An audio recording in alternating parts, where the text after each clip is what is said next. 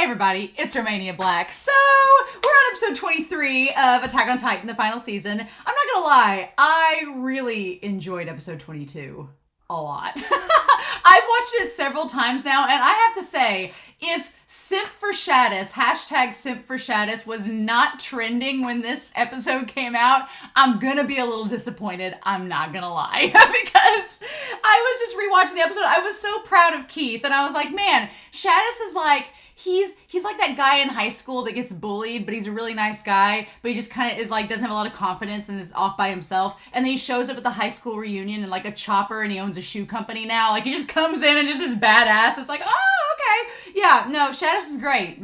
I'm really happy for Shadis. Lots of great moments in the last episode. Episode 22, it's just like peak Attack on Titan for me. There's mystery, there's intrigue, there's the conversations and dialogue with the characters, everybody's trying to figure out what to do, and there's just lots of things. So I do have some comments. Some comments I'm going to save for the discussion because they all kind of tie together. And then some of these odds and ends comments I want to read before we start the episode. But these comments are taken from episodes 19, 20 from YouTube, and then 21 from Patreon. So I've not gotten through everybody's comments. So when I do episode 24, I'll probably have some extra comments from episodes 19 and 21, and then 20 and 22. So I'm catching up though. Slowly but surely I'm getting there, and now I can watch the OP with y'all. I don't have to skip it anymore. Yay. I don't have to skip the OP. So excited. I feel like it's just, I can complete the Attack on Titan experience for the final season now that I won't be spoiled by the OP. Really happy about that. But I do have some comments before we start this episode. Natnael W noted on YouTube that Eren is basically Ymir's rage. I definitely agree with that. Yup. That was my comment with that. AZY commented about how Historia was the only one in the path scene when Eren was talking to everybody that had movement. And I thought that was really cool. I was like, oh, I don't know if that's because she's royalty or what that is. But then, and we'll talk about the whole royalty thing. I'm going to address questions at this point about Titan lore after the episode. I want to wait till this episode's over before we question everything. But I thought that was interesting. And the one thing I wanted to check was that if Zeke was able to move too, but we don't know where Zeke is. We don't know where Zeke was during Eren's speech or anything. Zeke is surprisingly absent. So I'm like, I don't know how to feel about that. But I thought that was really interesting. So thank you for pointing that out. Zombin noted a compare and contrast between Ymir and Historia, like OG Ymir and Historia. Obviously, with OG Ymir having the image of her pregnant and then having forced. There's a really cool comparison that Zombin was doing about how Ymir and Historia, obviously how they looked when they were pregnant in the flashback versus now, the fact that they're having these babies. But I would argue that Ymir was basically forced to have a baby, even though the king was like, oh, I'm going to reward you. No, it was sexual assault, clearly. Whereas Historia has a bit more agency. The circumstance might be different where she feels forced, but in the end, she does make the choice to have the baby with Farmhand Coon. And I think there's a really cool contrast that you have Ymir, who was a peasant, essentially, having a baby with King Fritz, who is a king, and then you have Historia, who's a queen, having a child with Farmhand Coon, who, as far as we know, is a commoner. So I thought that was an interesting little parallel there, like a little contrast there that was pretty intriguing. So thank you for that, Zomban. Jimmy Lugin, I about spit out my coffee when I read this morning. I was reading this comment and Jimmy goes, Marlians who found out they were Eldians through Eren's speech. I spit my coffee. I was like, plop. Yeah, because could you imagine if you were listening to Eren's speech and suddenly you're like, why am I here? What is that? That was amazing. So got a good laugh out of that, Jimmy. That was great. Also have Null X talking about how Gabby had to witness Falco trying to eat Reiner, and how at the very beginning of season 4, Gabby was all about becoming the Armored Titan. She's like, we're going to become the next armor. And you have to think that those kids know what is entailed. It's like, yeah, when you inherit the Titan Shifter, you're going to eat them. But her having to actually witness what that looks like, her actually having to see Falco trying to eat Reiner and then seeing Falco actually eating Galliard, it's horrifying for her that she now gets to witness what she would have been doing had it been her in that situation and she had been the one to inherit the armor. So I thought that was really interesting, Null-X, for you pointing that out. Because yeah, she sees the horror of the whole thing, right? It's not as glamorous as it sounds from the beginning of season 4. Sacha Purvis noted in episode 20 that when Grisha hugged Zeke, he said, "I shiteru," which is, as Sasha noted, the most intense and purest form of saying "I love you" in Japanese. And I thought that was really cool that all Zeke has wanted has been to be loved and to gain love from his family. And in this one moment, Grisha gives him like the ultimate phrase of love, saying "I shiteru," like I absolutely love you. Like, this is the most intense love I can give you. And as far as Sacha noted, it's the only time we've heard it so far in the series. So that's pretty interesting. I honestly, I felt bad for Zeke and Grisha in episode 20. I really did. And we don't know where Zeke is now, so who knows, right? And then the last comment I'm going to say, the rest of these are all kind of tied to one another, so I'm going to save them. Well, there's actually 2 comments that I've got left. I'm going to save the rest for afterwards. Nathan Hardy noted how Eren's transformation into the Founder, or the something, is very creepy and monstrous. Yeah, it's not angelic. It doesn't look heroic. It's literally the centipede thing connecting his body, and then he becomes this giant skeletal birdcage. It's very monstrous. It's not meant to look glamorous or angelic or anything like that. So, fun times. And then, Maya B, I've got some other comments from her, but Maya B noted that the flower that in episode 21 that was dripping blood, the flower that got blood on it, had 9 petals, like for the 9 Titan shifters. And the one petal that had the most blood could symbolize the petal that represents the attack Titan, because Grisha had noted in episode 20 that the attack Titan's whole purpose is to fight the king and resist the king. And it's like, oh, or the Founder, essentially. And it's like, interesting. Very interesting, right? So I thought that was all pretty interesting. But yeah, the other comments I have on here, I'm going to save for after the reaction because they're all sort of connected. And look at that, only 7 minutes for an intro. After the 30 minutes from last week, I'm doing pretty good. So, all right. But we're not going to waste any more time. I'm honestly so excited. Episode 22 hyped me up. And I was like, okay, there's so much. Like, what are we going to do? At this point, the walls are gone. I was thinking about that this morning, and this is going to be a longer intro because I'm going to ramble. But Niall, bless his heart, R.I.P. Niall, he had said back in season 3 that he was a man of Wall Rose. And now I'm like, well, there is no more Wall Rose, no Wall Cena, no Wall Maria. It's just parody. So this class system that has developed over the last 100 years is all of a sudden, what are they going to do, right? There's no more walls. So the entire class system that had been set up on parody is completely thrown out of whack, right? So that's going to be interesting to see what all happens with these people left on parody and what they're all going to do now that there's no more walls, right? And I'm so curious to know what these characters are going to do now that Eren is seemingly marching towards the sea. What are we going to do? Like, how long is it going to take Eren to get to the sea? Where is it going to go? Are they going to try to stop him before he crosses into the ocean? How does that work? That's what we're going to find out. So I'm so excited, y'all, and I can't wait to start. So let's just dive into this. Thank you again, Giblet Mortuary, for sending me these files. It's been a godsend, and I'm so excited. So yeah, OP time and everything. Let's do this. We're going to start this episode here in 3, 2, 1, and let's jam.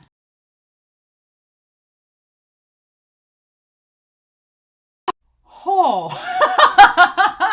you know that feeling when you like have partied the night before and you wake up with a hangover? This is the hangover of episode 22. Is this episode Sunset? Yeah, this is the aftermath of Thaw. Oh my gosh. So definitely an aftermath episode with a lot of breakdown and a lot of setup. I'm seeing it. I'm seeing the writing on the wall, y'all, and I'm here for it. I'm honestly here for it. I talked about it last episode. I'm seeing it. It's all coming together. There's bits and pieces I don't know where it's going to go. So we're going to try to map out everyone's thoughts and possibilities of where they could all go to through here as Huckleberry is there. But I did have, like I said, before we get started with all this, there are some questions and things lingering over here that I do want to establish from. I wasn't sure if this episode would address any of them. They kind of don't. So I am going to talk about them here. So Levi's alive. Surprising no one.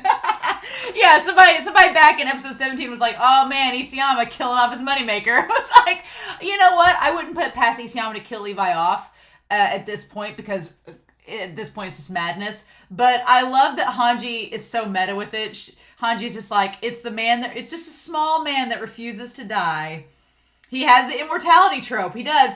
Levi and Reiner are surprisingly similar, except they're similar and different. Levi doesn't know why he's still alive, but he's still fighting to stay alive. And Reiner doesn't know why he's alive either, but doesn't want to stay alive. So, but we're going to talk about that. So I made some comments up here. These were all taken from various people, from Christopher Peterson, from AJN, from Albert Motorcyclist. Oh, I didn't put Albert, your comment on here. And then Jack L. and Maya B. You guys all had the comments on here. And we're going to talk about the devil and the parasite. We'll talk about them. Albert, your comment there. So I've got several different comments here, and I want to kind of go over them briefly and touch base on them before we get started breaking down this episode, because there's lots of things being set up. I'm glad Annie has come back into the fold. Lots of things to talk about. But so at this point, one thing that I love about this series is I was afraid going into episode 21. I was very nervous that Isayama, because this is the end game. This is from episode 21 on. I'm assuming we're in the final act. Like, this is all set up. What do we do? And it's so bizarre, right? Because we don't have that many episodes left. I know that we're on episode 23 now. We have 24, 25, 26, 27, 28. We have 5 episodes left of this season. And then possibly, I know that I've been told through the Discord that there are 9 chapters that haven't been adapted. And if we're doing like 1 chapter per episode now, that's at the most like 9 episodes left. So you essentially have 13 episodes left of this entire series to solve the problem of Eren. Like, what? So that's not a lot of time. That is not a lot of time to solve this problem at all. So again, I have no clue how this is going to end. I don't want to know. I want to find out as we go. But I'm like, what are we going to do? I'm so curious, right?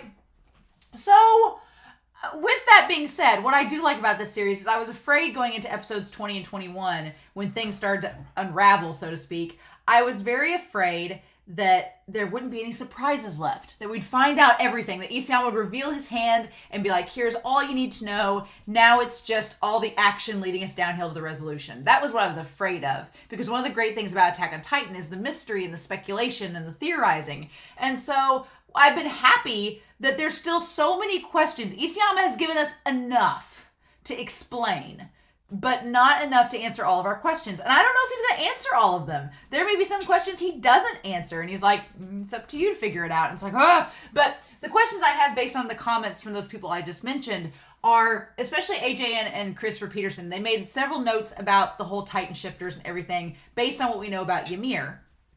OG Ymir. One, and this is a pretty big question, why aren't all of the subjects of Ymir royal blood?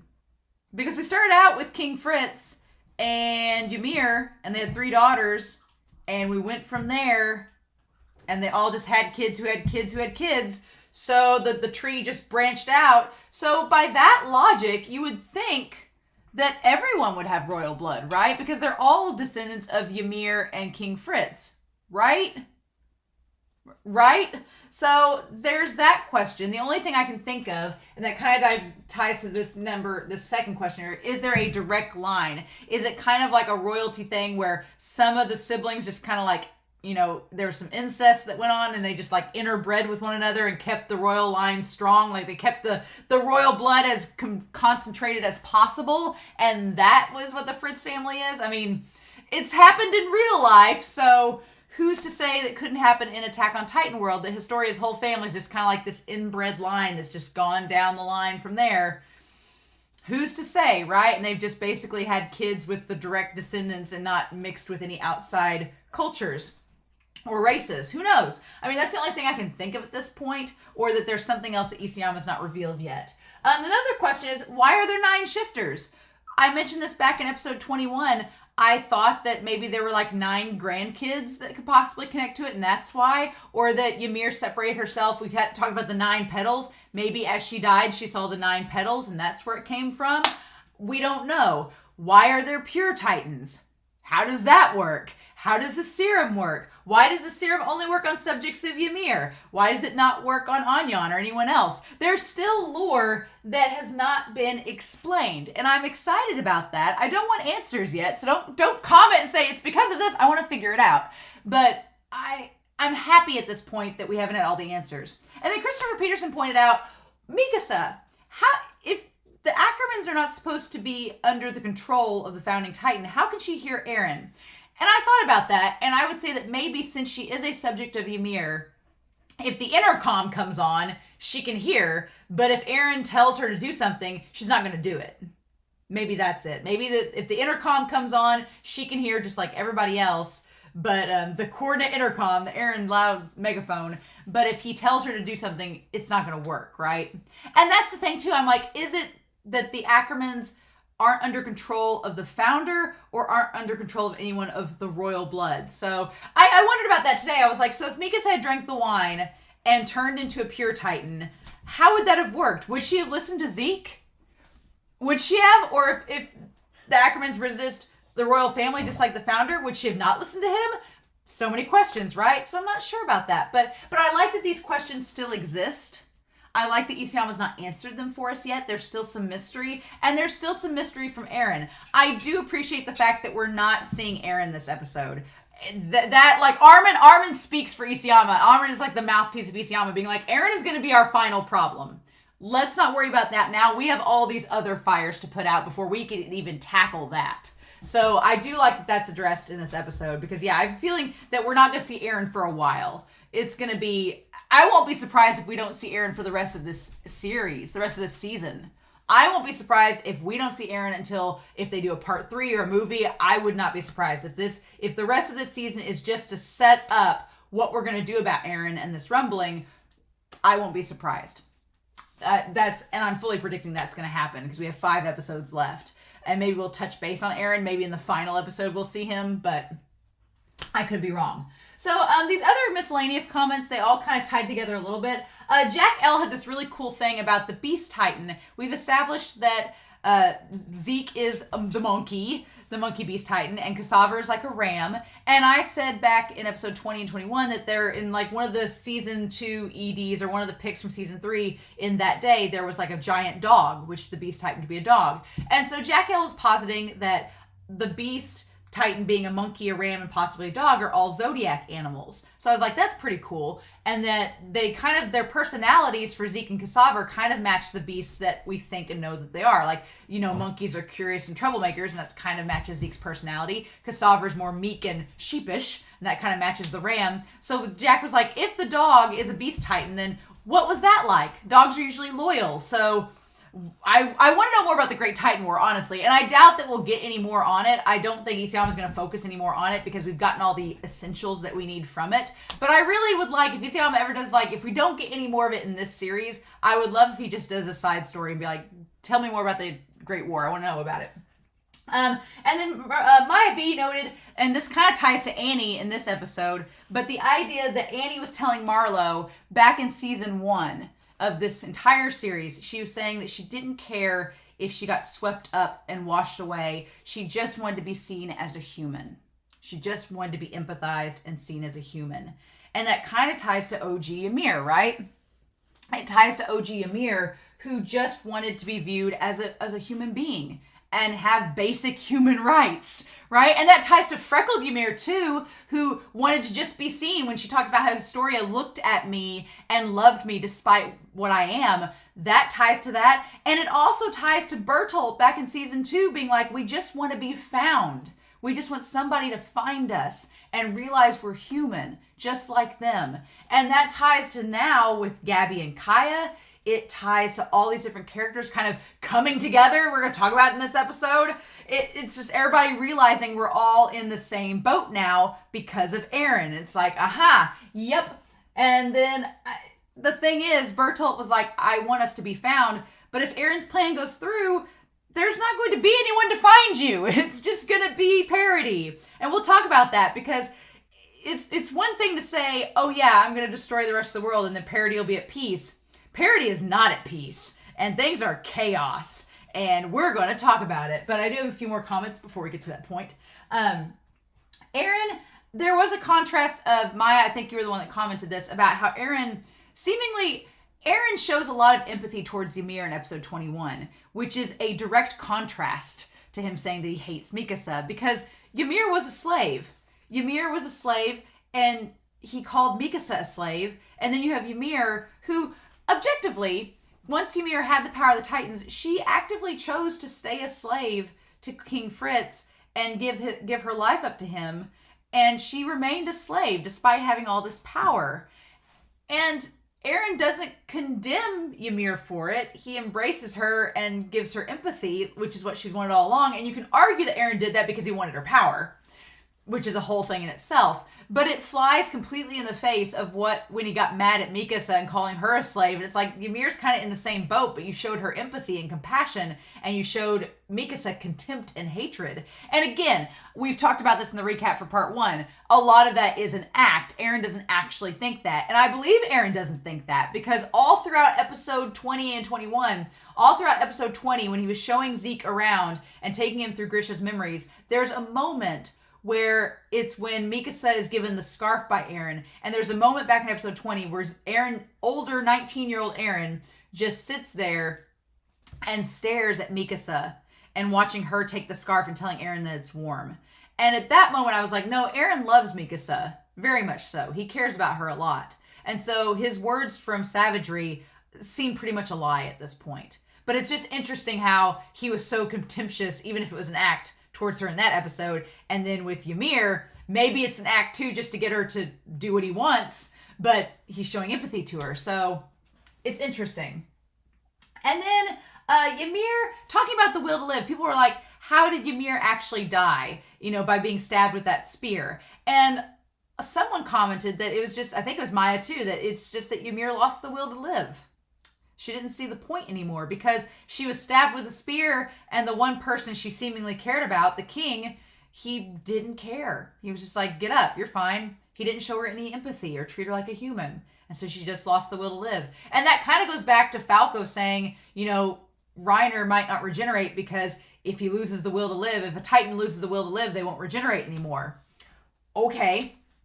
So there's that. Now, Reiner seemed to be healing back in that house. So the question is, has he lost the will to live? I don't think so. I think Gabby's keeping him alive. I think he's kept the will to live to make sure and see through that Gabby gets out of there, which we know they ain't getting on the escape airships now. Bye-bye. They're out. I'm glad that they at least got out. They didn't get trampled by the Titans yet. They vamooshed.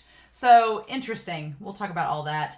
And then finally, Albertan Motorcyclist talked about the idea that all along, the devil of all Earth was King Fritz. The devil that Ymir made the deal with was King Fritz. And I'm like, that's true. But she also seemingly made a deal with this parasitic something, right? So there's a cool contrast there. There's King Fritz and there's the something, the parasite, the founder, whatever it is, in the bottom of the lake by itself. There's these two figures. You have King Fritz and the parasite. And both could be viewed as, you could look at the parasite as a devil. You could look at it as a god.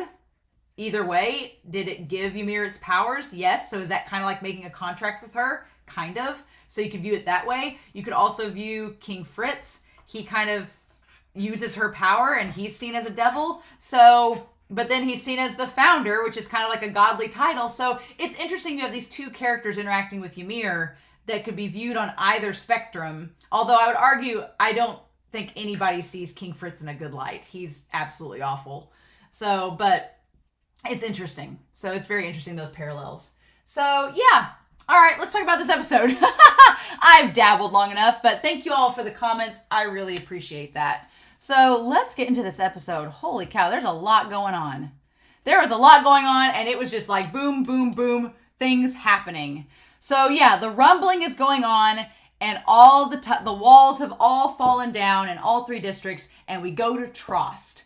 And Trost is by Walrose, and that is where Annie was. So we go there and see that these walls have fallen down, and that things are not... Yeah, it's not just the walls come down. I was wondering about this in the last episode, but people have been caught up in the rubble. We're going to talk about the people of Parody over here. So we have Parody. We're just going to do Parody in general. All right? And so you have one group of people who have been crushed or hurt by the Wall Titans, right? You have these people who were hurt or crushed when the walls came down and the Wall Titans have smashed through. Again, I'm not going to be surprised. Here's the thing. They established that the Titans are all moving in a line. So it's like Eren is trying to minimize the damage. He's not just having them all just go amok and trample everything. They're walking in a line with the walls. My question is, that line that they're walking around, I'm assuming... We established that Rogako is near Walrose, near the edge of it. So I'm going to call it now. I'm just going to say that I think that when Connie gets there, his mom's going to be dead. I think that because this episode is setting up different reasons why our cadets, why our Levi squad would go against Eren. Many different reasons why. They're establishing it with all of these characters. I believe Armin's already on board let's get the Warriors in on this and figure out a plan. I think Armin's already there. I think he's the one that was first there from the start. But that he's thinking, what can we do? But we're going to talk about that. But I think that at this point, when Connie gets to his mom, if he gets there, if Armin and Gabby don't catch up first, I think Connie's going to find... I think that Armin and Gabby are going to catch up with Connie and Falco, and there's going to be a scuffle, and either Falco's going to transform unknowingly and turn into the Jaw Titan without realizing what's happening, or Connie's going to get Falco to his mom, and she's going to be dead already. That's going to be Connie's push to join Armin and them against Eren. That's what I think is going to happen. I don't know how. There's a lot of factors because Hitch and Annie are also en route to wherever, so we'll have to see, right? But the people that were crushed or hurt by the walls, yeah, it's a problem. And so then, yeah, they talk about finding the survivors, and there's all the military police that are getting the women out of the house. And what an awful contrast, right? What an awful comparison. So Hitch saves this woman. They get this woman who is crushed out from under the house. And that woman crushed into the house, remember how Eren's mom couldn't supposedly move? She was crushed under a house. Remember that? Funny that.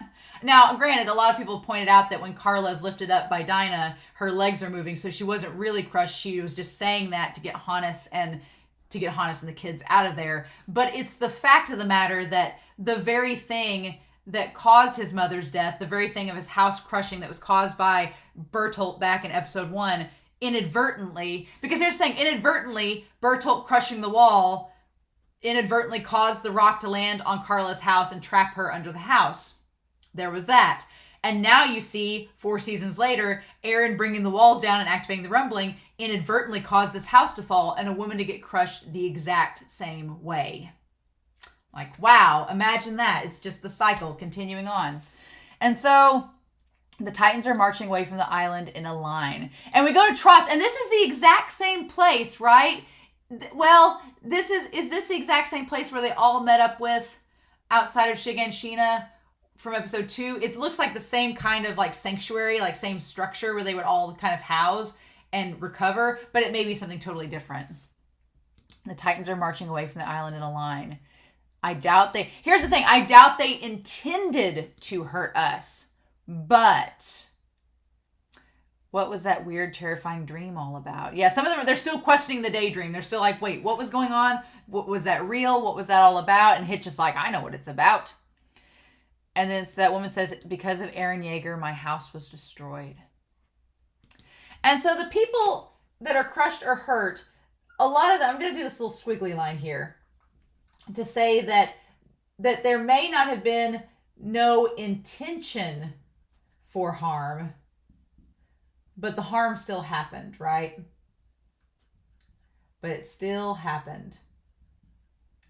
And you can kind of tie that to what's been happening with all of Eren's friends. He may not have intended he may have intended to be helpful and to do all of this and all this sacrifice for them.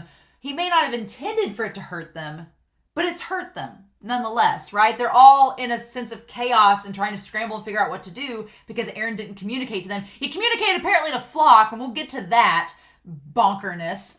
But yeah, there may not have been the intent for harm, but harm still happened, right? And we're going to connect that back later to something else. But it's a small sacrifice to pay. And Hitch is clearly not on board with these. His son was killed. The wall falling killed lots of people. And so we have all these people saying that it was Eren. There's an establishment of it wasn't just the Titans that killed them. It was Eren because Eren ordered it to happen. So these people here are blaming Eren. They are directly blaming Eren, the people here on this one side, saying that it was Eren's fault that all of this has happened. Eren, and then this other guy says Eren Yeager killed his own people. That's right. But if he hadn't woken the Wall Titans, then the world would come to slaughter us all. So then you have this other group of people, and I'm going to tie them in to the Jaegerists because they kind of have the same mentality as the Jaegerists. So we're going to call them with the Jaegerists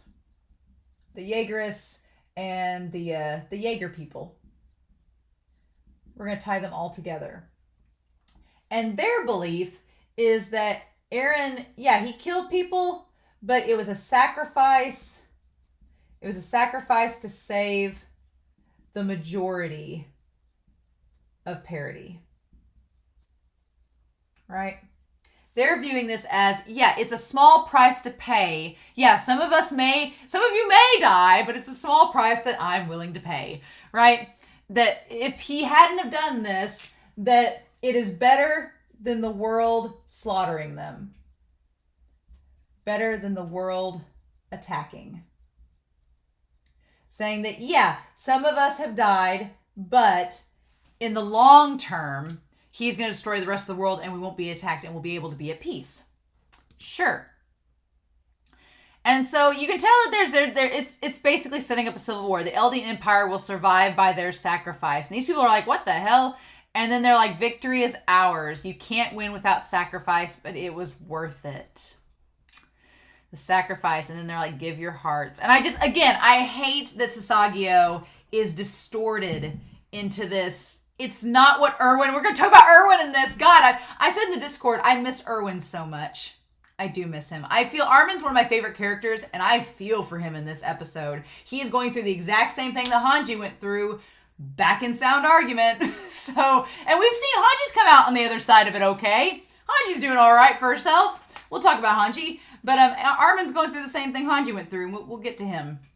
But I hate how Sasageo is just distorted into this, like, Jaegerist phrase of being like, it's worth the sacrifice. It's okay if some of us die. The ones that make it out will all be fine on parity. And Christopher Peterson noted in his comment for episode 21, he was like, that's the thing.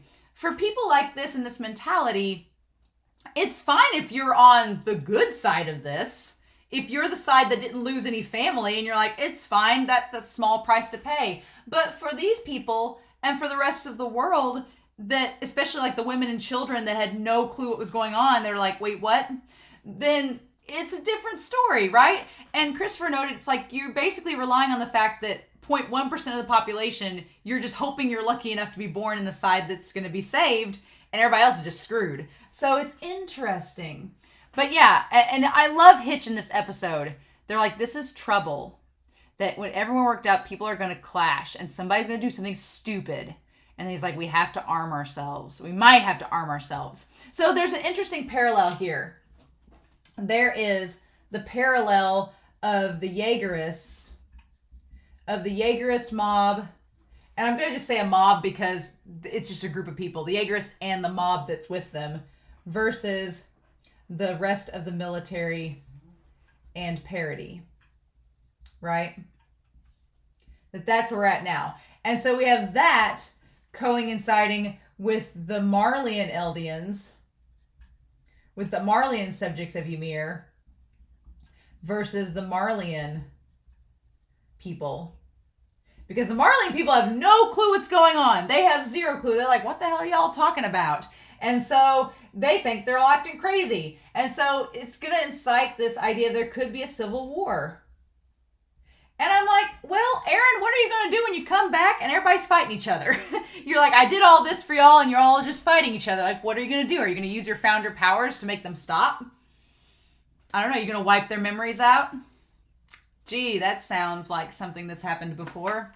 Who knows? I don't think that Eren would do that, but if he even considered it, it'd be like, well, that's Karl Fritz 2.0. So I don't think that that's going to happen, but it's just interesting that we have this possible civil war and Hitch is like, we don't need this to happen, right? So we're going to talk about Hitch.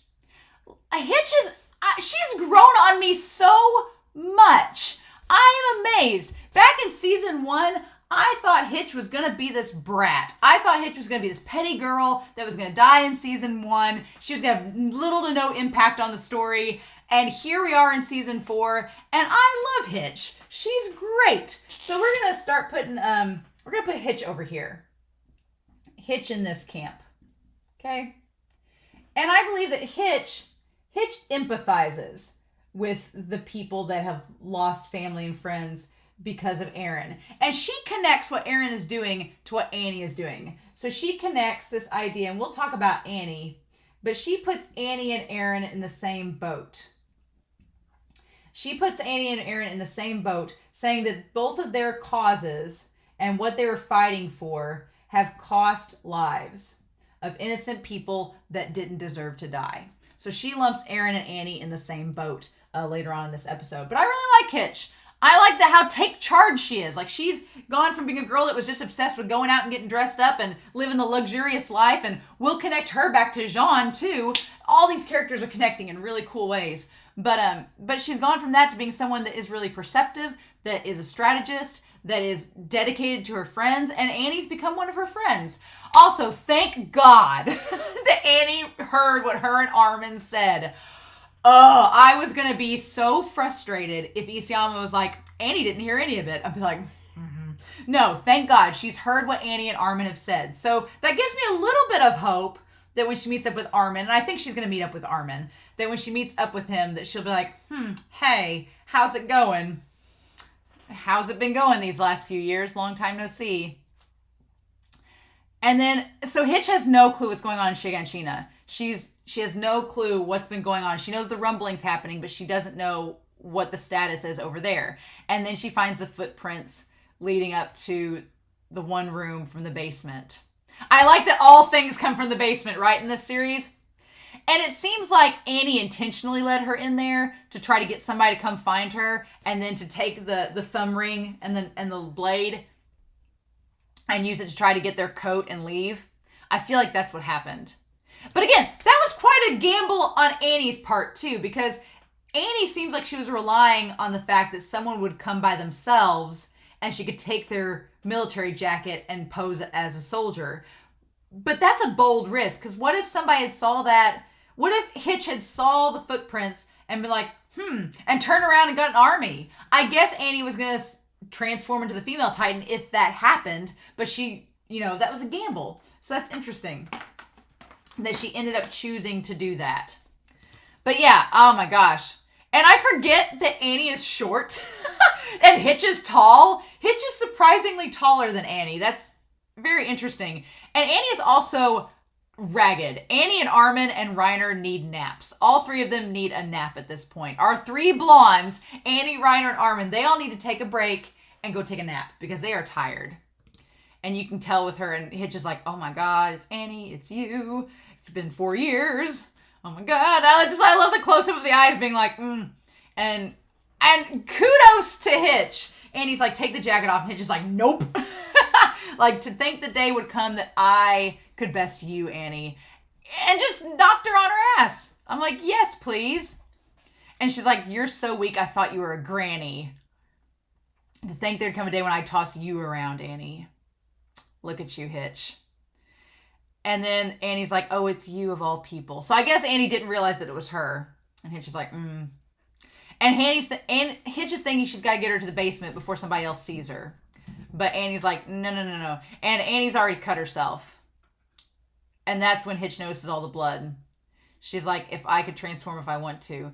Again, it's very funny. Annie's in fact a lot like Eren in some regards. And now looking back on season 1, I can see why Eren looked up to Annie and like copied her martial arts moves and thought she was pretty cool for that. I can see why Eren connected with Annie because they are similar. They're kind of loner characters that have justification for what they're doing, but it is all based on their family and it is all based on them doing it themselves. Like, that's a really cool comparison that we have Annie over here. And Annie is similar to Eren, right? But there's a big distinction between Annie and Eren too. There's several distinctions, but some big ones stand out that we're going to talk about. But yeah, but she also, cuts herself out in the open just like Eren does and says, I can transform anytime I want to. I'm in control, just like Eren does. And Hitch is probably like, do I gamble it? Do I think she's bluffing? Or do I just help her? And I think Hitch was trying to help her all along. Here's the thing. Hitch was trying to help her escape or to hide her away from everybody. So she was going to go along with her either way. But Hitch is just trying to save face at this point. And then, yeah, of course, we have the whole thing. And we have the opening. The opening's great. I love it. Lots of fun stuff happening in the OP. But let's get past it. And I like that we touched base on the Marlene people in the OP as well. Okay. So Sunset. It's funny because, God, in every other season we've had, usually at night, things calm down. Usually at night, things calm down and get okay because the Titans can't move. But now, I'm curious to know if the Colossal Titans, if the Wall Titans are going to move at night. I'm curious to know if that's going to be a thing or what's going to happen with that. But usually in this series, whenever we get to nighttime, things calm down. But I don't know if that's going to happen at this point. I don't know if we're going to skip to the next day. I don't know if next episode we're going to have like the nighttime. It seemed by the time we got to Peak and Hanji and Magath, it was already nighttime. So I guess we'll find out. But I like that they get this horse all steadied up. And then Hitch is like, there's really, because Annie's like, you're being smart, Hitch, by helping me. And Hitch is like, everything's gone to hell in a handbasket. At this point, you are the least of our worries. And that's the funniest thing, too. The fact that back in season 1, Annie was such a threat. And now that she's back out, if this was following season 1, everybody'd be like, oh my God, Annie's out of her case. What do we do? And now it's just like, oh, hey, Annie's here. It's like things have gotten so much worse that Hitch is like, you are the least of my problems right now. So if you want to get out of here, I have no reason to stop you, but I'm going with you because I don't want somebody to pick you off yet. And she's like, I won't have to stare at your face in the basement anymore. And then Annie says, great, because I'm tired of hearing about your endless rants about lousy men too. And I love that Annie kind of smiles in that moment. It's just like, oh, how do you know about that? Were you conscious the whole time? The whole time? And God, Annie's face here. She just looks so sad. Annie's like, yeah. Saying for 4 years, it was like watching some distant dream. Saying that the only thing I could hear was you and Armin talking from far away, even though they're like right next to her. And saying when I couldn't, it was always the same, pure darkness.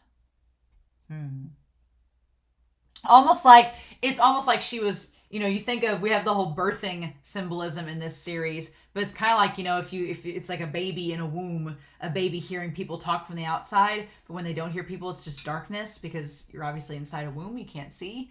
And so it's like Annie's been reborn in this episode. She's come back out into the real world after 4 years of being encased in that pod.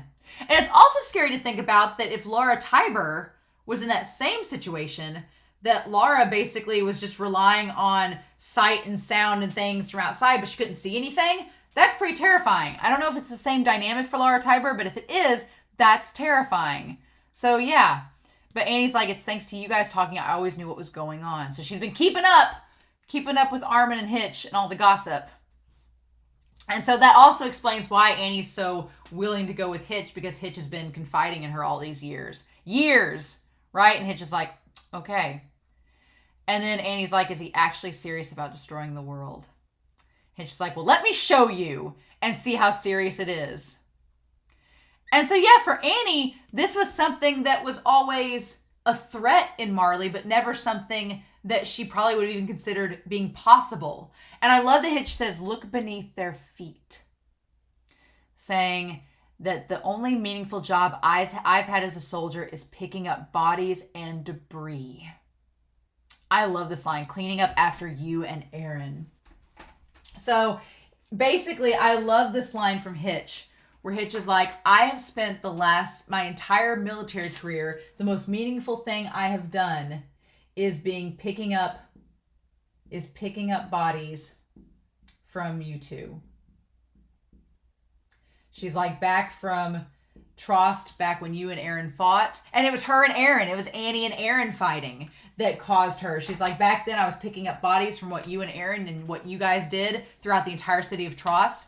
And now it's the same damn thing. She's like, I've been picking up bodies from where the Titans Eren's released have just crushed these houses and caused these people misery. Are you going to help contribute to that again? It's like, So yeah, that's such a fascinating thing that Hitch is like, I'm sick of it. So at this point, I could totally see if Hitch is on board with the idea of let's stop Eren. Hitch is there because Hitch is like, I'm tired of this. This is stupid.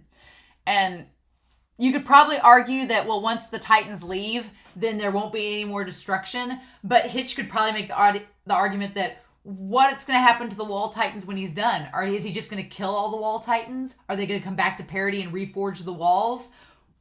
What? I don't think they would reforge the walls, though, because that's the whole point of why Eren tore it down. So what would happen to the Wall Titans when they come back? Would Eren just make them all sink into the sea and die? I don't know. Will he make him come back and crush parity so it's just him by himself? I don't know. And so I love this line, too, where Hitch says, how does it feel to see all the bodies crushed for your grand mission? Like, and so that line is a little skewed too, because in Annie's defense, this was not the game plan for Marley. Marley did not want the rumbling to happen. Marley did not want this. This was the last thing Marley wanted. They wanted to get the Titan founder away from parity because of this. So that line is a little bit odd. I'm like, well, Hitch, Annie didn't actually want this to happen. She wanted them to take back the founder and for them to go to Marley. And maybe they would have crushed parity, who knows? But it wasn't the same. And then I like that Annie says, well, since you ask so often, I've mulled it over a lot. I've had 4 years to think about my answer. And she's like, how we gave it no thought. That's what I love about this conversation, is that Annie's like, we did not think about the consequence. That's what she's like, back when we had this mission, we were only moving forward. We didn't think about the destruction that we were leaving in our wake. We didn't think about the consequences and what would happen because of our actions. We just knew what the goal was and how to accomplish it. And we didn't think about everyone that died along the way and what trajectory that would have. I love that she says, I love her and Hitch looking back at her. She said, killing people was something we were praised for. And it's going back to Gabby saying the exact same thing. We were taught it was fine to kill soldiers and civilians alike. Outside of where our homeland was from, it was okay. We were atoning for our sins and saving the world. Yeah, it's just, she said that at the time, we were atoning and doing good, right? And in doing good, yeah, there was sacrifice, but it was for the greater good. So we didn't think anything about it. We didn't think of the impact. Did not think of the impact. And I think that that's one thing that does bug me a little bit about the whole rumbling in general, is the impact of it. And I guess you could make the argument, if you wanted to make the argument, that Zeke's plan wouldn't have had, again, like I said, I don't like either plan, but there is something to be said that with Zeke's plan, you could make the argument that as far as the impact goes, this debris and destruction here would not have happened. Now, the impact would have been made on a different scale, and maybe it would have left them defenseless for other nations to come in and still kill them and still cause this destruction. That we don't know. But it is interesting, right? And then as she's saying saving the world, we see all these bodies. Everything we did was justified. And that goes back to what the Jaegerists are saying. They're just acting just like the Marleyan government here. They're like, well, yeah, some people are going to have to die, but it's all for the greater good. It's like Marley saying, yeah, some of you Eldians are going to die, but we're saving the world. We're keeping our people safe. We're keeping your families safe, right? So you warriors, you can die. It's fine. It's for the greater good. Who cares? It's doing what's right? And that's what Annie's like said that they were doing. She's like, we thought we were justified because we were saving our own people. That was the sacrifice. And God, it's just so grisly. And then Hitch's like, Armin told me about your situation. In short, you guys were trying to stop that. Yeah, they were trying to stop the rumbling from happening. You thought all the dead were a small price to pay? And she said, no, saving the world didn't matter to me. And Annie reveals just how apathetic she was to it all. That Annie's like, none of it mattered. That Annie was just apathetic. She didn't care. All she wanted about that whole thing, all she wanted was for her family, her father, at the end of it, her father to be safe. Right? So there's a really cool imagery. So we get the reveal that Annie's dad is not her dad. Okay, well, all right, so Annie's adopted. That explains why she looks nothing like her dad. And I've been saying that all along, and nobody said a word, so thank you for not spoiling me. I was like, oh, okay, nobody's going to comment on this. But yeah, she was abandoned by my parents right after I was born. I came from my mother's affair with an Eldian. So her mother was from Marley. So it's funny, Annie is the opposite of Reiner. Okay? So, in other words, Annie's mom was a Marleyan. And with Reiner, his dad was Marleyan. So, Annie and Reiner are both very similar. Okay. And so, interesting. And that's when her father, I was picked up at an internment zone by a foreigner with Eldian blood. So, and this ties to kind of like what Udo said. Udo said that his family was from outside Marley, but they had Eldian blood. And so her father here was from outside of Marley, but he was in the internment zone. Kind of like what happened with Udo's family. They were taken captive by Marley, and he had Eldian blood as well. And he took Annie in. Oh, he'd been put there for the similar reason as I had. And then he trained her up to be a warrior. And he taught her the ways of her own people, of his people. He taught her the warrior lifestyle that he had been raised with, and he wanted her, but she says he wanted her to become a warrior to give himself a better life, right? And maybe that's true, because he says he was wrong later. Maybe that's true. Maybe he was trying to help her get out of there, and he's like, well, if you become a warrior, you want to stay here in this shithole anymore, but he also wanted to help himself. And then she said after years went by, she wrecked his leg. She's like, I became strong and I repaid him for all the pain that he'd caused me. And I made it to where he could never walk straight again. And see, that's going to come back and bite him, because if he got shot in this scene later on because he couldn't move with the same reflexes that he had before, then it all ties back to Annie. And then this phrase, he says to her, he was happy that she wrecked his leg, saying, now you can kill even without a weapon. You don't have to have a weapon to be dangerous. Okay. So, the dad is fascinating, her father, and he seems like he regrets what he did later. Like, he wanted her to become strong so she could become a warrior, so that she could defend herself and become a weapon and take care of anyone. But then he regretted it right when she was about to leave, saying that he had been wrong.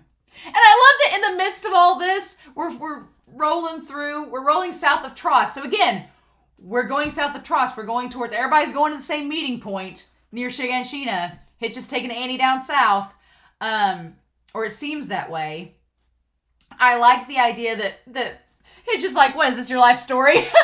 It's so meta. Hitch is like, did we need Annie backstory right now? And Annie's like, I've had to listen to you for 4 years. I'm telling you my story. I've listened to you talk for 4 years, so at least hear me out. It's so meta. It's like Isayama's playing us, being like, she had to listen to you guys exposit for the last 4 years. You're going to listen to her sob story.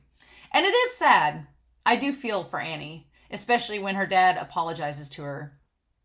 She says, I just didn't care. And we see her squashing the bug. We see her squashing the grasshopper.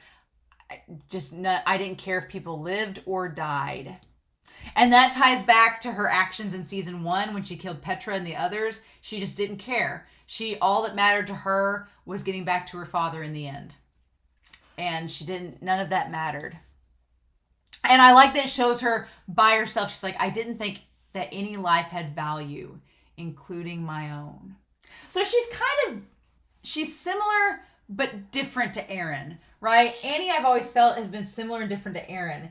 That like Eren, she is a loner by herself, and that she's a loner. She also does not adhere to the mission, right? So even back in season 1, Eren was kind of like, anytime people ordered Eren around, he was like, that whole idea that Levi said that he's a spirit that can't be tamed. That's kind of like Eren's like, I do what I want. And so Annie kind of has had that similar idea. The difference between Annie and Eren is that Annie did not value life, right? Annie did not see any value in her own life. She didn't see any value in anyone else's. And Eren is the polar opposite. Eren sees quite a lot of value in his life and quite a lot of value in everybody else's lives. So Eren and Annie are not quite similar. They're very different in that regard, even though they're both loner characters. And then she goes on to say, as she's looking very melancholy, until her father broke down. She's like, I was apathetic until the day I left for the island. Until the day I left to go wreck Shiganshina, he fell to his knees and apologized. The things I taught you were wrong. Like it's the moment of truth comes and he just begs her to come back to him. And it's very similar. I would say that Annie, in a lot of ways, is very similar to Zeke. Because her, like Zeke, didn't see any value in their lives. Her and Zeke were both pretty nihilistic and apathetic. But the difference is that Zeke and Annie, unlike it, Zeke did not harbor any feelings towards Grisha until the end. Which we don't know what's happened to Zeke. He may still be alive. We've not seen anything with Zeke, so he's probably still alive. But towards the end of episode 20, when Zeke met up with Grisha that final time and Grisha broke down and said he loved him, up until that point, Zeke had not had any feelings towards his father. And then at the very end, Grisha breaks down and he's like, I was wrong. I did all these bad things to you. I should have loved you from the start. It was my fault, and gives him this compassion back. The same thing happens with her father. Her father does all these awful things to Annie, just like Grisha did to Zeke. And at the very end of it all, when Annie's faced with impending doom, her father breaks down and admits his faults and his sins. And he's like, I just want you to come back. And Grisha was just like, I just should have spent more time with you. So Annie is similar to Eren, but very, very different. But her and Zeke are very similar. And at the end of the day, Annie just wants to go back to her father. And Zeke didn't necessarily want to go back to Grisha, but he just wanted to have that same compassion and empathy from a family member. And he tried to get it from Eren, and that didn't work. But yeah, I love that we go back. We're tying back to season 1. And you see how much her father has aged? He thought of me as his own daughter. And you just see how much he's aged in that shot. And so I have a father waiting for my return.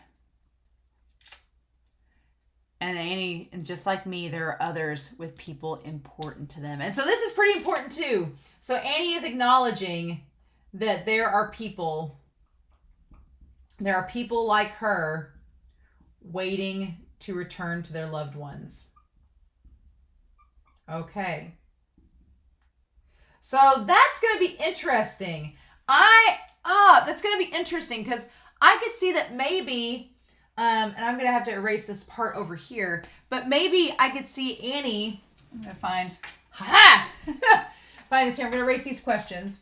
I could see Annie relating a lot to Connie, right? Because all Connie wants to do is take Falco and help his mom. And so in a lot of ways, even though it's funny because Connie talks about the people that have betrayed him and him wanting to find out why, and Connie may have the chance to talk to them, which is interesting. I'm so curious, right? Because Connie says he wants to talk to Eren, which I think if that even remotely happens, it's going to be like the last thing to happen in this series. Connie wants to talk to Eren. He also wanted to ask Reiner why he betrayed him, and he feels like he was betrayed by Annie. So, funny story, Annie, I wonder if she'll get to meet up with Connie. Because the thing with Connie is that Connie is very close to his mom and is doing all of these things to help her, and Annie is in the same boat. Annie's like, there are others with people important to them, like Connie with his mom. And she's like, everything I do now, Annie's like, it's because I want to get back to my father. I don't care about this island. I don't care about this mission. I don't care about Marley. All I care about is getting back to my dad before I die. That's all that matters to me. And with Connie, it's very similar to Annie. He just wants his mom to survive. And so it's going to be very interesting because I don't know if Annie's dad's still alive. I got the impression he was shot. I got the impression that the Marleyan soldiers shot him because he tried to take a stand. I think that he's going to die. I don't know. We don't know for sure. But I think Connie's mom's going to die. I think they're going to get there and she's going to be dead or something. But I could see if Annie and Connie meet up, that could be a very interesting conversation between the two of them. Maybe. But let me go back to this. And then I can't say that nothing matters anymore. All the things I've done till now are absolutely unforgivable. And I like that she admits this. She's like, I can't, and she looks over and sees all the people suffering. But if it takes me back to my father, I'd do it all again. So yeah, Annie basically saying that what I've done is unforgivable, but I don't regret it. But #no regrets. She's like, I'm not asking for sympathy. I'm not asking for y'all to forgive me, but just know that I'm just doing what I have to do to get back to my dad, to the people that I care about. And again, that kind of ties to Eren too, and ties to this whole thing about sacrifice in the weirdest of ways. She's like, because Eren's like, yeah, I'm going to sacrifice these people, but it's for the sake of people I care about. No regrets. And Annie's like, on a smaller scale, she's like, I know that all this stuff happened, but it's to get back to my dad, the people I care about, so no regrets. So there's a lot of comparison and contrast there between those two characters. It's very neat. And Hitch doesn't say anything. Hitch is just like, okay, like, I get it. You could tell, like, she's like, I get it. I get why you're doing the things that you're doing. And she's probably internalizing the same way and seeing how similar these situations are. Right? Or at least that's what I think Hitch is doing. She says, thanks for telling me, I see. But even if you make it back, all you'll find is rubble and a corpse. And Annie responding with, I know. But I'm still going to try. That's the implication, is that I'm still going to try. I like that Annie's like, I know that there's nothing waiting for me when I get back probably, but I won't be happy unless I try to get back to him. But I don't think she can. Airships are gone, so we'll see, right? Okay, information for public disclosure. The rumbling. Used as a bogus threat by the 145th King, Fritz. Okay, good to know. To bring peace to Parody Island for the past 100 years. So he was 145th. So there's been a lot of other kings since then. Interesting. Due to the vow renouncing war, the rumbling and its millions of colossal titans, could not be put into motion until now. Following the collapse of Parody Island's 3 walls, the march of the colossal titans flattens everything in their path. Now that the rumbling is underway, destruction of the world is not far off. Okay. So, fun times. Rumbling ramblings. That's what we're just going to call this corner now. So, yeah. So, that's all fun and games. So that's Annie's story. So Annie's story is half of this episode, which is a lot of fun. But now we're going back to Marley, to the gates, and we see Gabby's parents, we see Karina, and Reiner's mother, Karina, is like, I knew this day would come. The Island Devils are coming for us. And then Gabby and Falco's mom and dad are just like, ugh. And Annie's dad tried to say, the rumbling's begun, Eren Yeager's coming to kill us all. And the Marleyans have no clue. He's like, he's coming for all of us. And the guard's like, what the hell? What's up with you? Why should I believe you? And they all went out. They're like, let us out. We all saw the same dream. The other people in the other internment zones have seen it too. So go check them out. And yeah, they don't want to stay in that internment zone. They're just sitting ducks. It's like just causing a civil war. And so Christopher Peterson talked about this very interesting point here. And that is the idea that because of this rumbling, because of the intercom message that Eren has sent out to all subjects of Ymir, we basically have 3 camps of subjects of Ymir. We have the people of Marley and the other pockets of the world, who are probably dealing with the situation that the Marley people are dealing right now, being like, they've seen this vision that they're all going to die and they're trying to get out, and the rest of the world's like, what are you talking about? Why are you acting all weird? So they basically have been left for dead. Because, yeah, Eren did not say he was saving them. They are the sacrifice that needs to be made to save Parody. So if you guys are still are not on the island, then tough luck. So that's basically what's happening with them. So they're all in a panic. They're like, what do we do? We're living in this existential dread that our doom is coming and no one else in the world believes us. We all look like a bunch of crazy people. So there's that. And then you have the people of Parody, who are either in one of 2 boats. They are either totally okay with this plan and are going to form the new Eldian Empire, as Floch calls it. And it's them and the Jaegerists who are totally on board. Or you have the people that are probably feeling immense guilt and panic and anger at Eren's actions. And so, as Christopher noted, neither of these groups of people are a great foundation for a kingdom. Right? Neither of them are particularly great. You have one that's like a terrorist group. It's like everything's chill, good deal. And then you have that are totally fine with mass genocide. And then you have the other group that are like, what are we doing? What's happening? What's going to happen now? So, yeah, it's like, Eren, when you're done destroying the world and you come back, this is the Parody you're going to have to deal with. Like, what is Eren going to do when he gets back as the founder? How is that going to work? Is Eren's mission to destroy the world? Like, the world's a big place. Is that going to take the remainder of his 4 years that he has left on this planet during his term? Is that how long it's going to take for him to do it? I don't know. I don't know how long this rumbling is scheduled. If it's like a week thing, Eren's like, I'll be back in a week. Give me a week, I'll destroy the world and come back. Or if this is going to be like a long-term thing. I don't know. But yeah, we've set up these 3 groups of subjects of Ymir, and none of them are great. None of them are in good spirits right now, right? And so the Marleyan government just says, just arrest them all. Get on your knees, hands behind your head. And I'm sure some of them are saying, let us get arrested if you'll take us out of here. Do that. But, and then Annie's father just saying, remembering that promise that she made to him that she'd come back. Just promise you'll come back. And she agreed. She says, okay, I promise. And then that gives him that moment of resolve. And he goes after the guard and you hear the gunshot. And I think he got shot.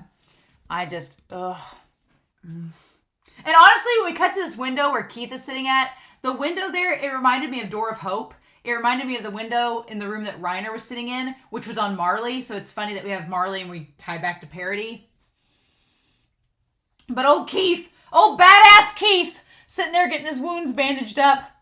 I can't simp for Pixis anymore, so I'll simp for Shadis. But I'm like, they might kill Shadis. I'm like, if you kill Keith, how dare you, sirs? Floch is on my shit list. We haven't got to him yet, but no, sir. I was like, I can't simp for Pixis anymore because he's dead. So who am I going to simp for? I can't simp for Erwin. He's dead. Levi's half dead. So Shadis is the only one I got. Him and Armin. So, yeah, the Jaegerists are taking over the fort. You should escape. So, yeah, Surma and them tell Keith to go away. And he's like, if they find you, they'll kill you. God, Keith looks great in this episode. The sunset and the apocalypse have done him well, you know? And Keith, being the badass that he is, he's like, there's no place for me anymore. And he just tells Surma, the core of our military is dead. It's literally sliced at the nape. I was like, damn, that line got me. I was like, Keith. Because he's like, I just had to kill all of my fellow comrades. Like, our military's done. It's basically the Jaegerists now. It's the Jaegerists and the young military police, the kids that weren't old enough to drink. That's what we're left with. The children of the forest are in charge of the military now. The adults are gone, is what he's suggesting, which is terrifying. Because the whole point is that to get the kids out of the forest. And Keith's like, because of all that's happened, the kids are stuck in the forest now. And Floch is their leader. And Surma seems troubled by it. And he's like, the Jaegers will gain people's support and control the island. That's just what's going to happen. Those like me and the old regime will be purged. And I'm too old to live in the mountains and shit outdoors anyway. God, I love Keith. I don't want him to die. I really don't. And then Surma says, if it wasn't for you, we'd be dead. And they offer to protect him. And he's like, don't be an idiot. He's like, no, you'll just be killed. He's like, don't you see how this is going to go? And I love that Keith, he's like, don't mock me. Don't patronize me. He's like, why do you think I did nothing and let a bunch of wimpy tots like you kick my ass? No.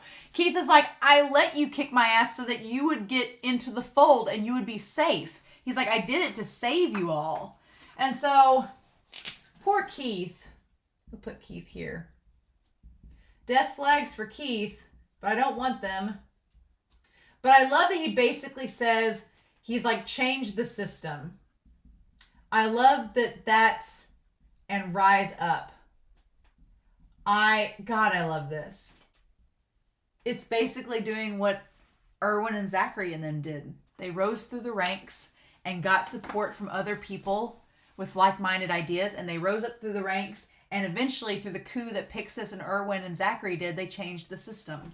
Right? For better or worse, you can argue however you want to, but they did. That's exactly what they did. And Keith is like, you need to do the same. Like, just don't be an idiot. Don't try to play a hero for someone like me, for a bystander. He's like, do what the Jaegers say. Don't disobey. And they're just like, what? The most you guys could protect is yourselves. Fall into their ranks.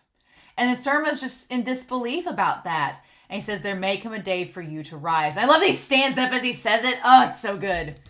There may come a day for you to rise. And until that day, try not to lose yourselves. I love that. He's like, don't forget your roots. Don't lose yourselves. I love it.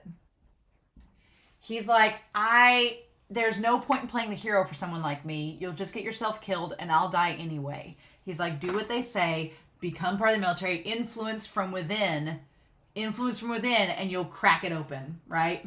If you get inside, you can burst it all open and unravel it. But if you try to attack from the outside, it's like a porcupine. It's just going to roll up into a ball and kick you out. I love it. And so then we cut from that window of light coming down on Keith as he's shedding light to Surma and the other young cadets and telling them to go along with whatever the Jaegers say, to Armin and Mikasa back in that room when they were getting ready right before the events of episodes 17 and 18. And so then Mikasa is trying to convince Armin to not go after Connie. And Armin's like, I gotta do it. And Mikasa's like, what would you even say if you caught up to him? Are you going to ask him to give up on saving his mom? And Armin's like, yes. Armin's like, yeah, I am, because that's what needs to happen. He's like, I will. He's like, what else can I do at this point? So we'll put Mikasa right here. Could put Mikasa right here. And Mikasa just doesn't know what to do. She doesn't know what to do in this case. Because she's always kind of just gone along. She's gone along with Eren. She's gone along with Armin. If Eren wasn't there, she went along with Armin. She's always acted alongside someone. Right? And now Eren's gone and Armin's leaving her and she's like, where do I go? What do I do? And Armin's like, I'm not going to tell you what to do. Armin's like, you can stay with Jean and help him, but you decide how to help. He's like, I'm not going to tell you. He's like, you need to figure this out for yourself if you're going to move forward. He's like, I can't do it for you. And she also notices that the scarf is gone. So I think that Louise has hidden the scarf. I think Louise has hidden the scarf, and it's going to pop up at a random moment where it's needed to. But then we also have Armin, and I'm going to put Armin over here. So yeah, Armin is going to go after Connie with Gabby. And it's so funny. I feel like that's been set up from the start, from way back in Savagery, from Savagery and the Children of the Forest, that was set up because he's the one that kind of connected with Gabby in that episode. So it makes sense. But we'll talk about Armin. He says, even if it's pointless, I've got to do everything in my power to go through with it. And he says from there, otherwise we won't gain Gabby's trust. So Armin is on board the dialogue train with the warriors. Like Armin and Hanji, we're going to talk about Armin and Hanji. But Armin, he wants to gain and create trust with Gabby. That's what he wants to do. And I think that inadvertently he also wants to gain it with Falco. And he says that she's a key in all this. And here's where he connects it to. He says that she's key. Any chance of keeping Reiner and the cart in line depends on her. So they are connected to Reiner and the cart. Reiner and Peak. It's all adding up. They're going to try to work with the Warriors some way or another, in some shape or form. And Annie is with Hitch, so it's only a matter of time until Annie and them, it's all coming together, right? So yeah, Armin's like, at this point, why shouldn't we create a dialogue with the Warriors? What does it matter at this point? Yeah, they're from Marley, and Marley's trying to destroy us, but if all goes well with Eren's plan, there won't be a Marley. They're all warriors that have less than 13 years alive left.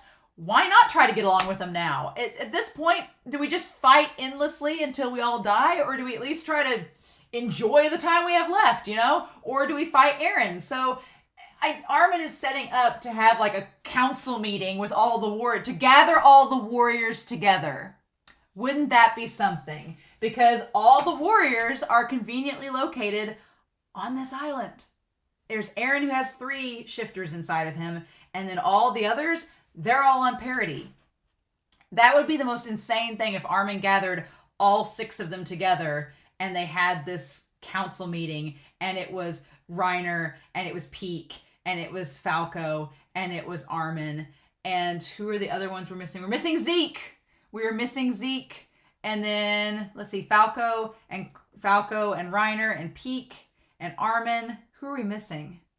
We've got the jaw, the cart, the armor, the colossal, Annie. And then Zeke is the only one we're missing. Now, I don't know how Zeke would factor into all this. That's kind of the big question mark. Because Zeke is a sore spot with everybody in this situation. He's a sore spot with Magath and Peak because he betrayed them. He's a sore spot with Gabby and Falco because he basically caused Colt to die. He's a sore spot with Armin and all them because he was the whole euthanization plan. So Zeke is the odd man out in this. But everybody else, I could see Falco going along with them because of Gabby. Right? I could see Peak going along with Armin because Peak is smart and sensible. And it's probably like, well... And Peak kind of has the same rallying thing as Annie. Peak just wants to help out her family too. So her and Annie are kind of similar. And then Reiner would be hard because Reiner just wants to die. But if Gabby and Falco are there, I think they'll rein Reiner in. And then Zeke is the wild card. Zeke, I have no clue what we're doing with him at this point. I'm like, he may be dead. I don't know. He may have died and his Titan has already passed on to somebody else.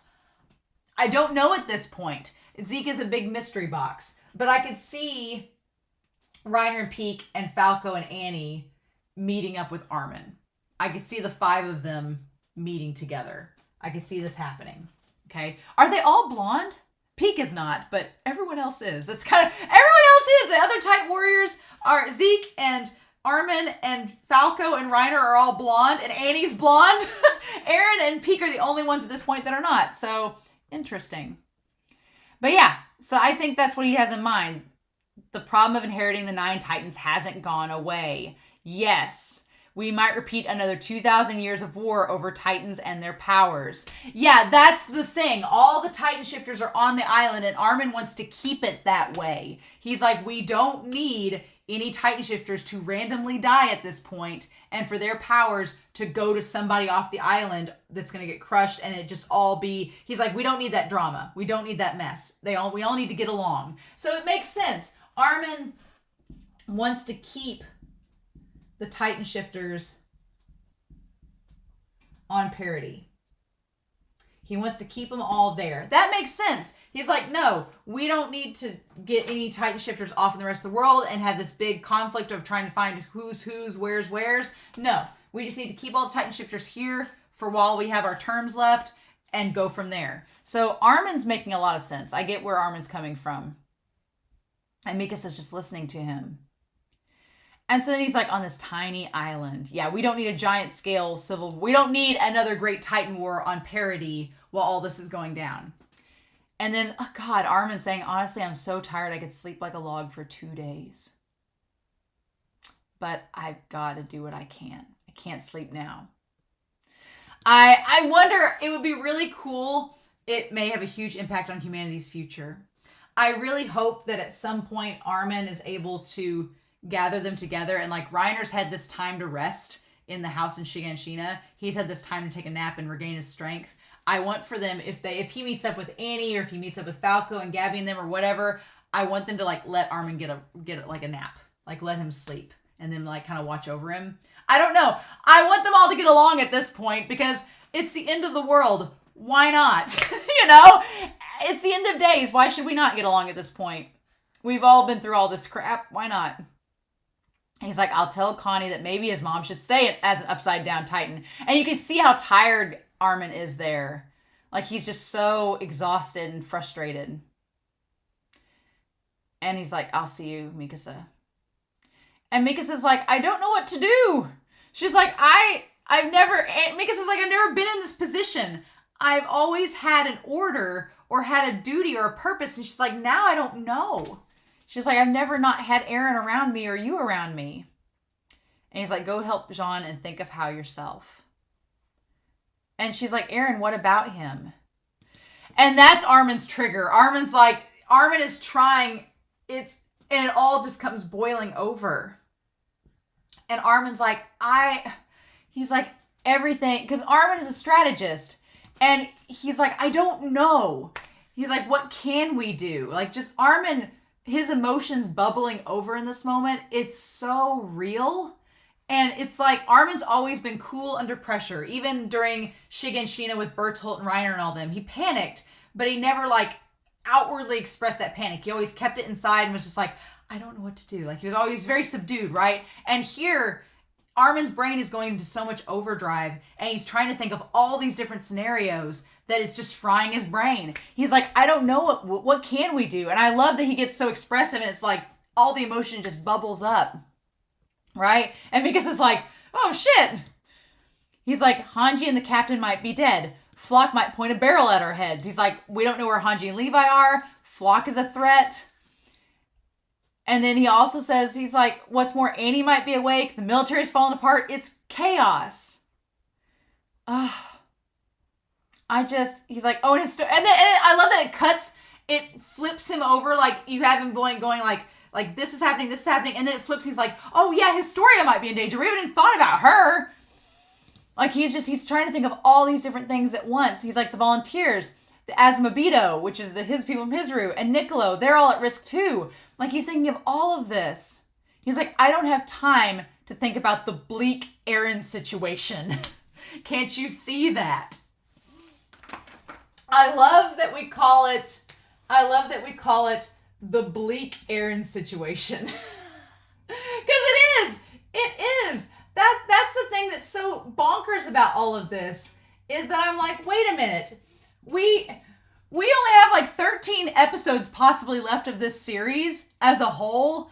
The Bleak Eren situation is like the main thing, but we can't even focus on it because there's all this other garbage going on. It's insanity. And poor Armin, he's just like, I can't focus. He's like, Eren is our biggest problem, but right now he's the least of my worries.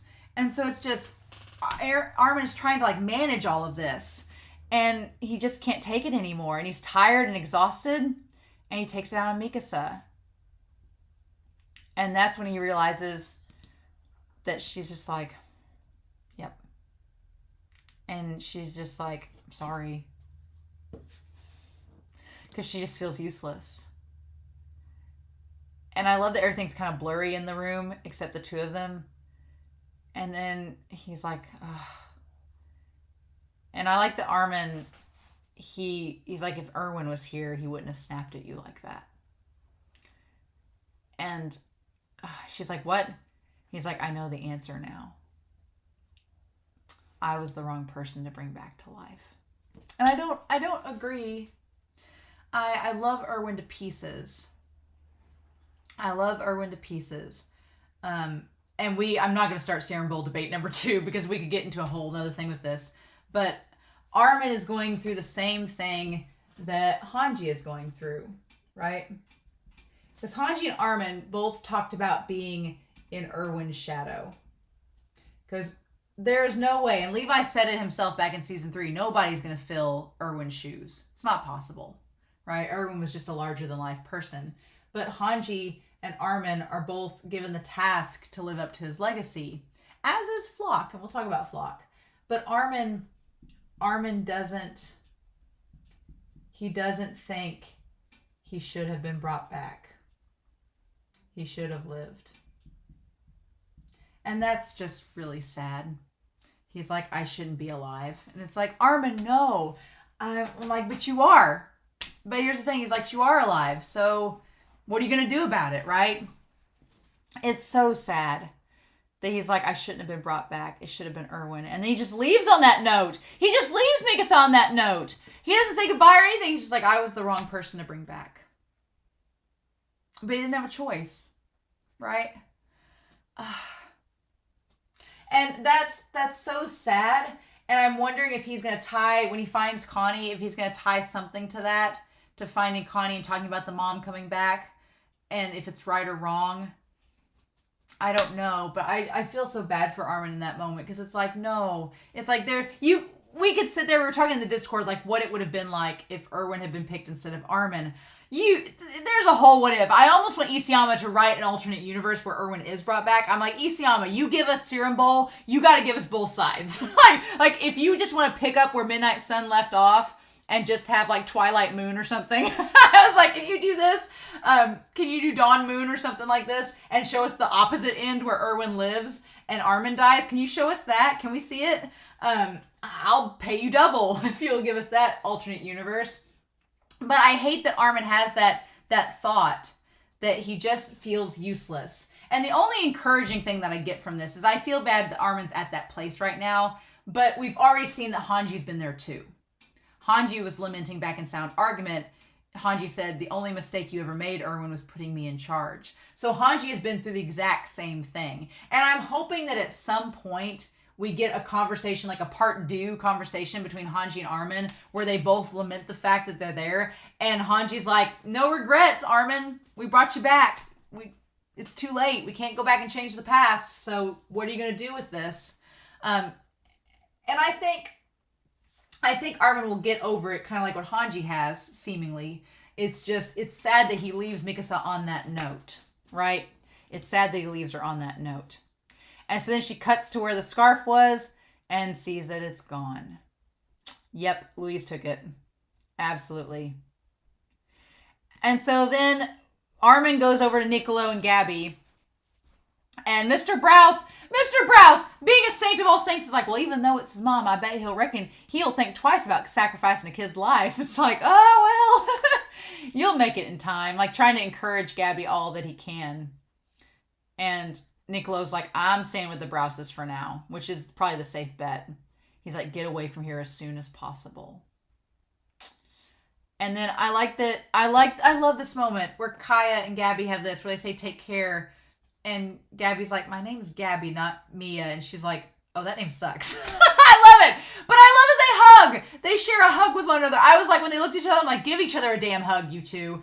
And them coming so far from way back in episode 9, episode 10 and 11 of this season, like coming so far from being two girls that wanted to kill each other. And Armin sees that.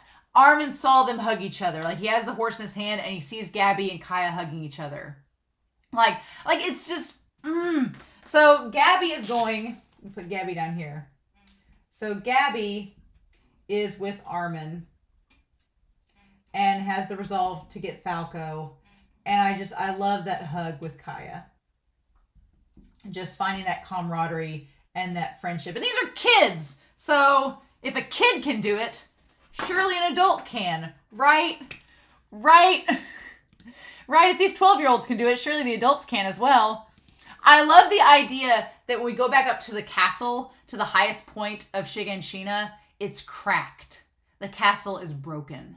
I love that symbolism. It's just like everything is broken down and it's like, yeah, the castle is falling. It's just like barely held up, right? And Floch shot that volunteer right through the hand. So, old Floch, our Burger King, is with Jean. Jean and Floch, two characters that are very, very similar and very, very different. So, we got old King Floch here, and we're going to say Mikasa coming down here to help Jean.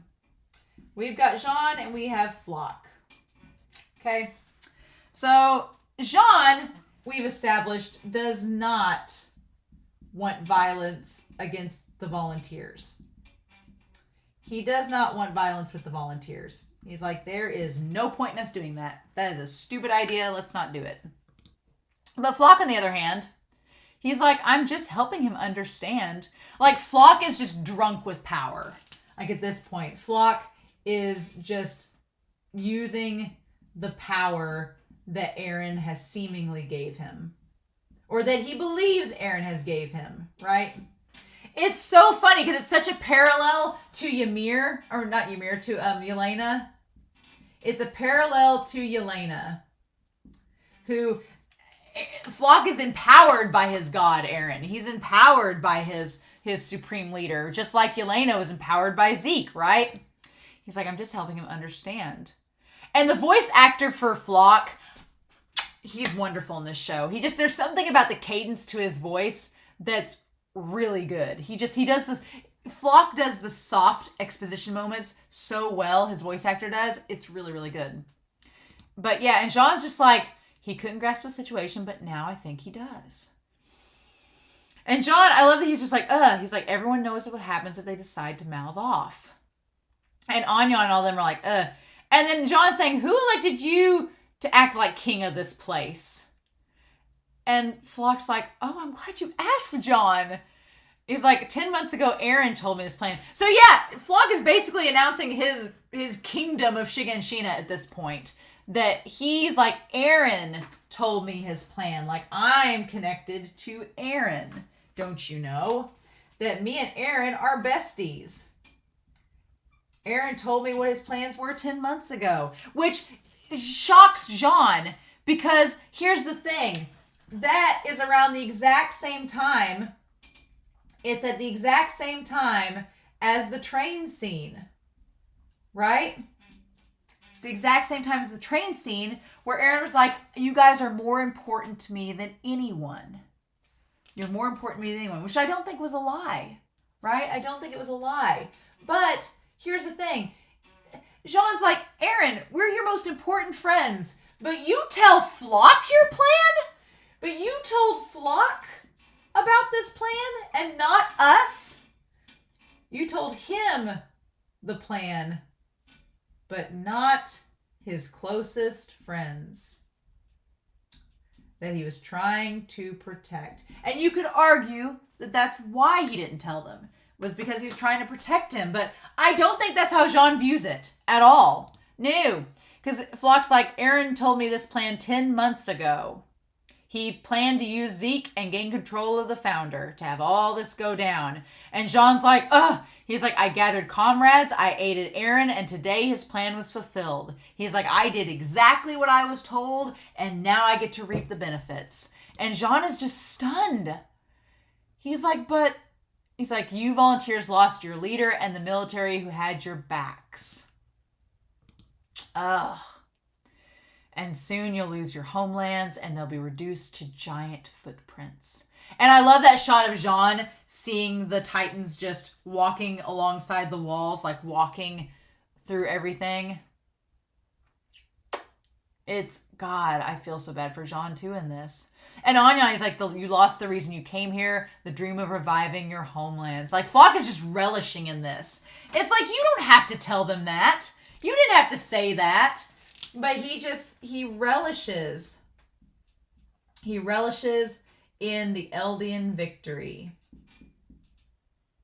And I would say that here is a big difference. There's a lot of parallels between Floch and Yelena in this moment, but there's a big difference too, because Yelena, for all her craziness and all of her like zealot obsession with Zeke, Yelena was not the type of person to go flaunting around. She told everybody Zeke's plan, right? She told everybody Zeke's plan, but she was also very, very kind about it in the weirdest of ways. She was very soft about it. She's like, no, it's a gentle genocide, right? And so there's that. But then Floch is the opposite of it. Floch's just like, yeah, we're going to come out guns blazing. If you don't do what we say, we're going to blow your head off. Like, your days are numbered. You're our prisoners. We're going to subjugate you. Even so, if there are any among you who will aid our Eldian empire, speak up. He's like, if you guys will help us and aid us, then it'll be fine. Just let us oppress you. It's fine. We'll welcome you as fellow Eldians. So it's kind of like the nobles and this could very well be back to Karl Fritz, like a kind of a comparison to Karl Fritz. Karl Fritz probably took some of the outsiders, the Marleyans and other people in, and was like, hey, I'm going to form this wall kingdom. If you guys want to come join me, you guys will get the perks and be in the VIP club. If you come and join me, I won't be able to control you like the other Eldians, so I'll give you some benefits. You can't turn into a Titan like I can, but I'll give you lots of wealth and a nice cushy, bed to sleep in, right? And that's, I'm sure, why a lot of the nobles joined Fritz to begin with, back when he developed the wall kingdoms. And here, Floch is offering something a little bit more sinister. He's like, oh yeah, you guys can join us as fellow Eldians if you just, go along with whatever we say and act like nice little dogs. And then that guy's like, screw you, asshole! I'll be dead before I bow. And he says, pay your respects. And here's the thing. He didn't just shoot him once. He shot him multiple times. And Jean, that shot there of Jean reaching out and trying to, reaching out, being like, whoa, wait, don't do it. I had to take a picture of it. But Jean being like, what are you doing? And just being stunned. And it's like his pride as a volunteer wouldn't let him live in submission. Is pride worth dying for? Oh, ooh, Floch. And he looks so serious there. So Floch saying that his pride limited his submission and led to his death. And here's the part where I think that this delineates a lot from Eren.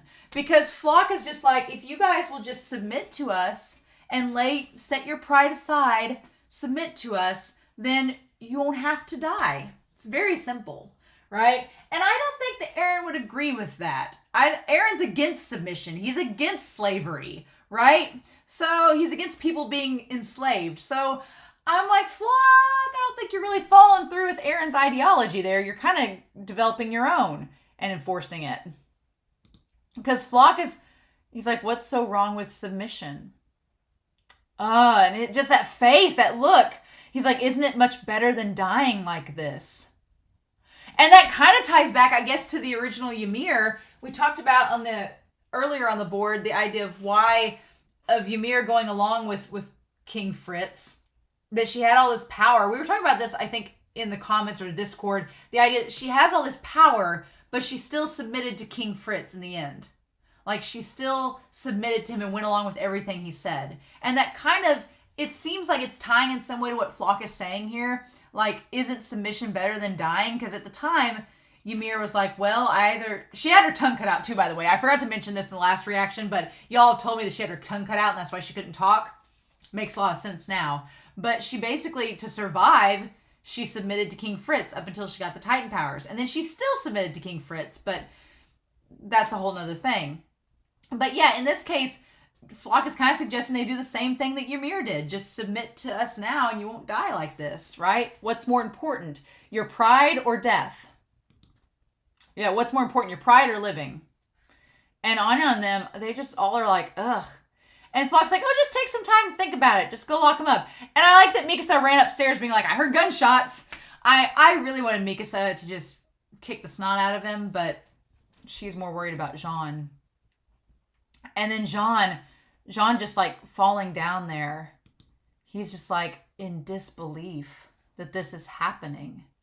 And that look when he looks over at her, like, can you believe this shit? You're not going to believe this. And Floch comes in and says, to answer your question, I act on Eren's behalf.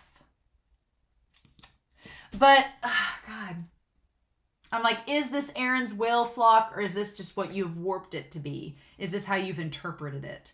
Because I think it's how he's interpreted it. I don't think Eren would be about just senselessly enslaving people and shooting them in the head like this.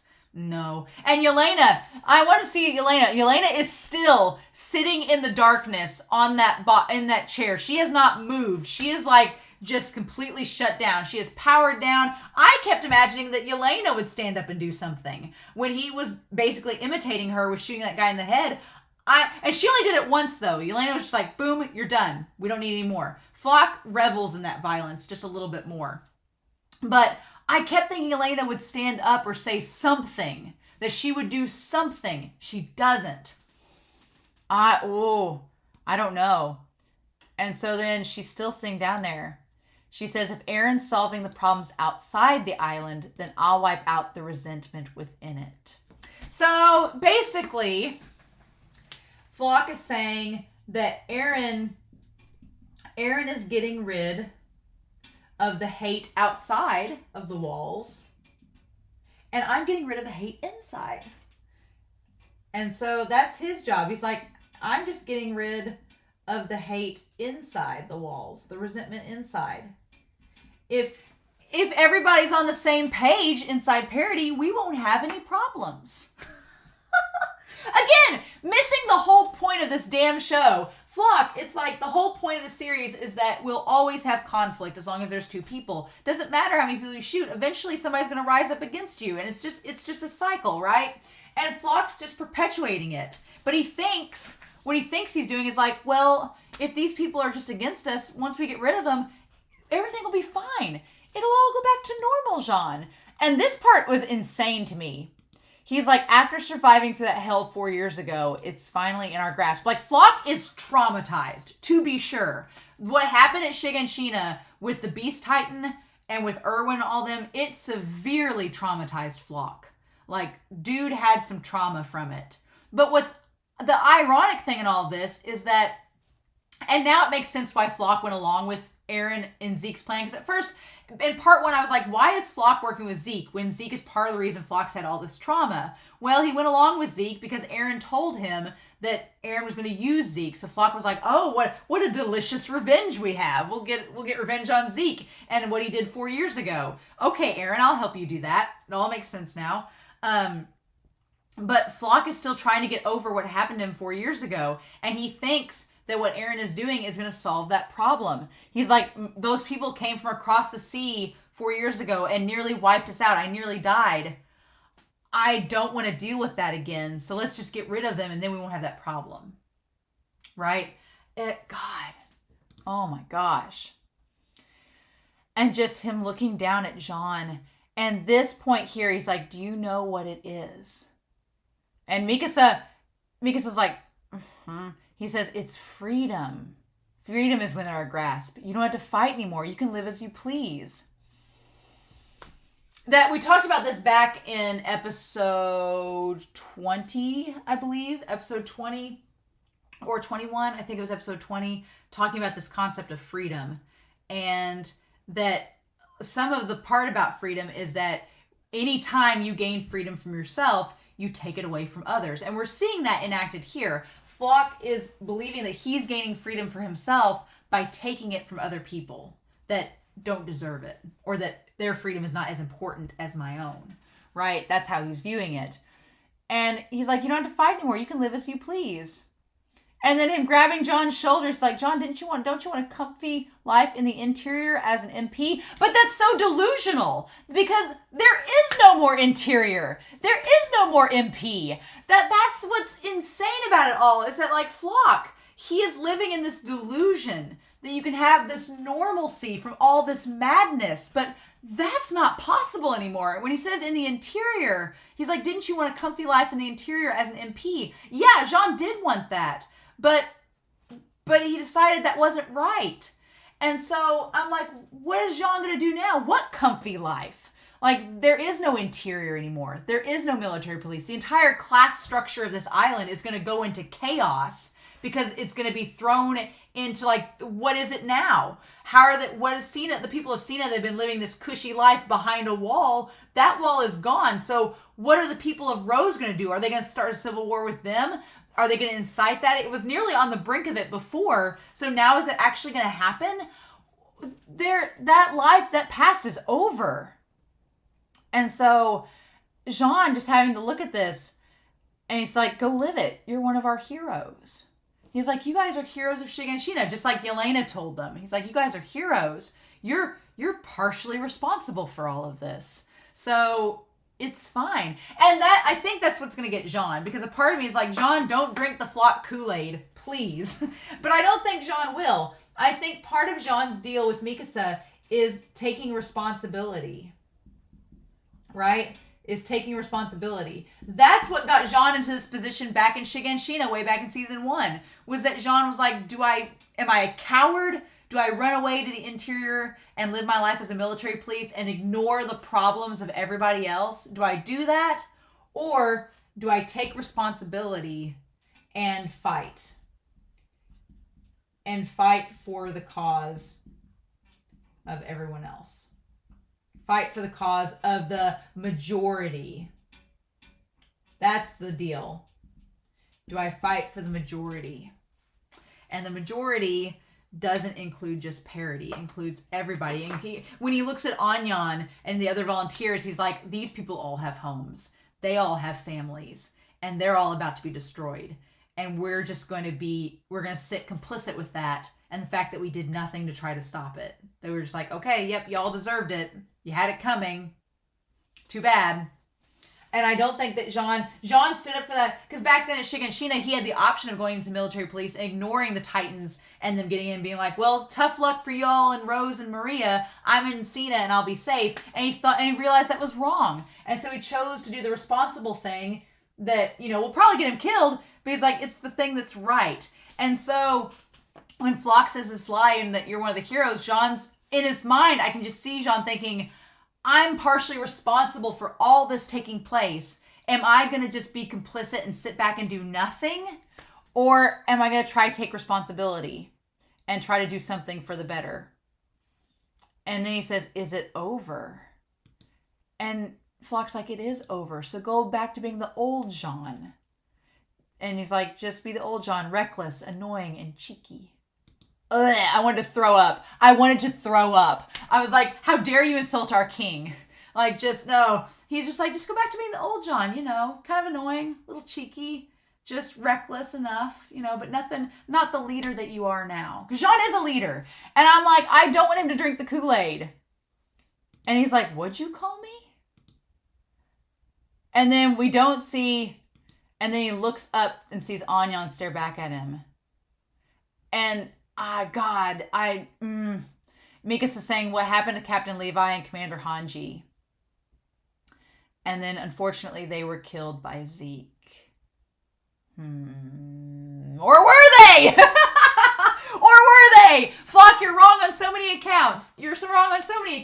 Again, we don't know where Zeke is. No clue. Zeke is MIA. Who knows where he's at? He could have been crushed by the wall for all we know. I'm mildly concerned that no one's questioning where Zeke is. I'm mildly concerned that Floch is not concerned where Zeke is.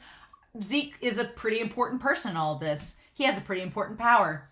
Might want to check up where that guy is. Might want to touch base with him, make sure he's dead. I don't know. Could come back to bite you in the ass, Who knows? But, so, yeah, I just don't see Jean. I feel like Jean and Mikasa, I kind of want to bond over this, oddly enough, because both of them are kind of, Jean and Mikasa are lost at this point.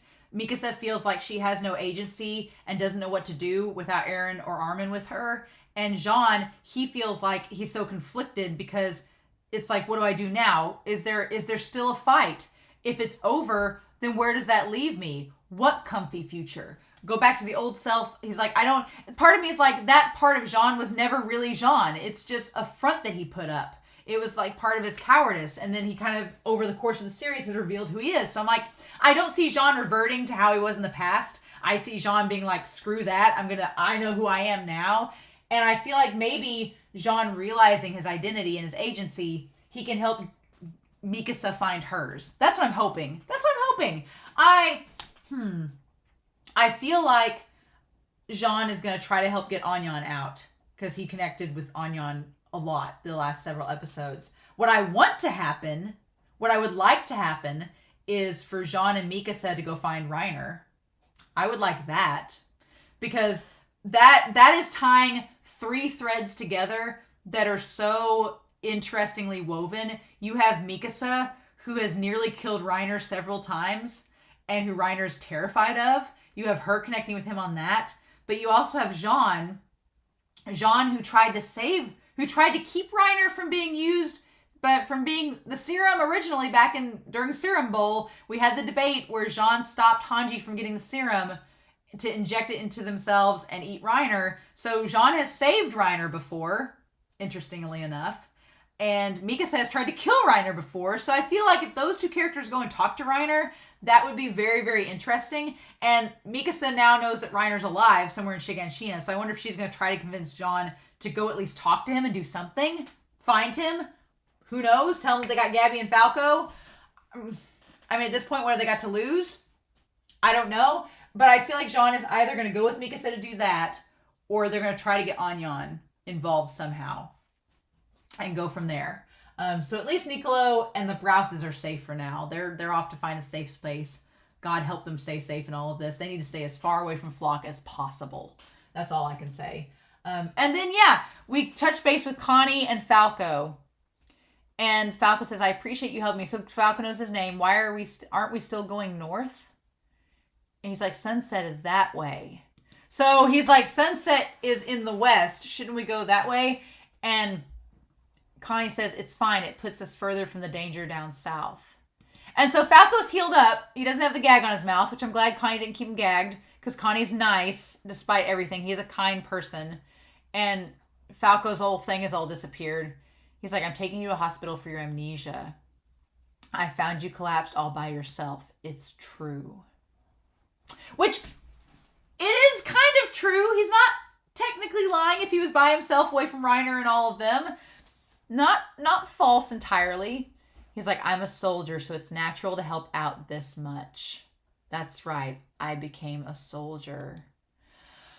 And God, that tie to Reiner. The whole tie of Reiner, like Connie putting on this facade and masking it as being a soldier, which is exactly what Reiner did to hide all of his conflicting emotions. So, yeah, and then you have Connie's family, his sister and his brother and his mom and dad.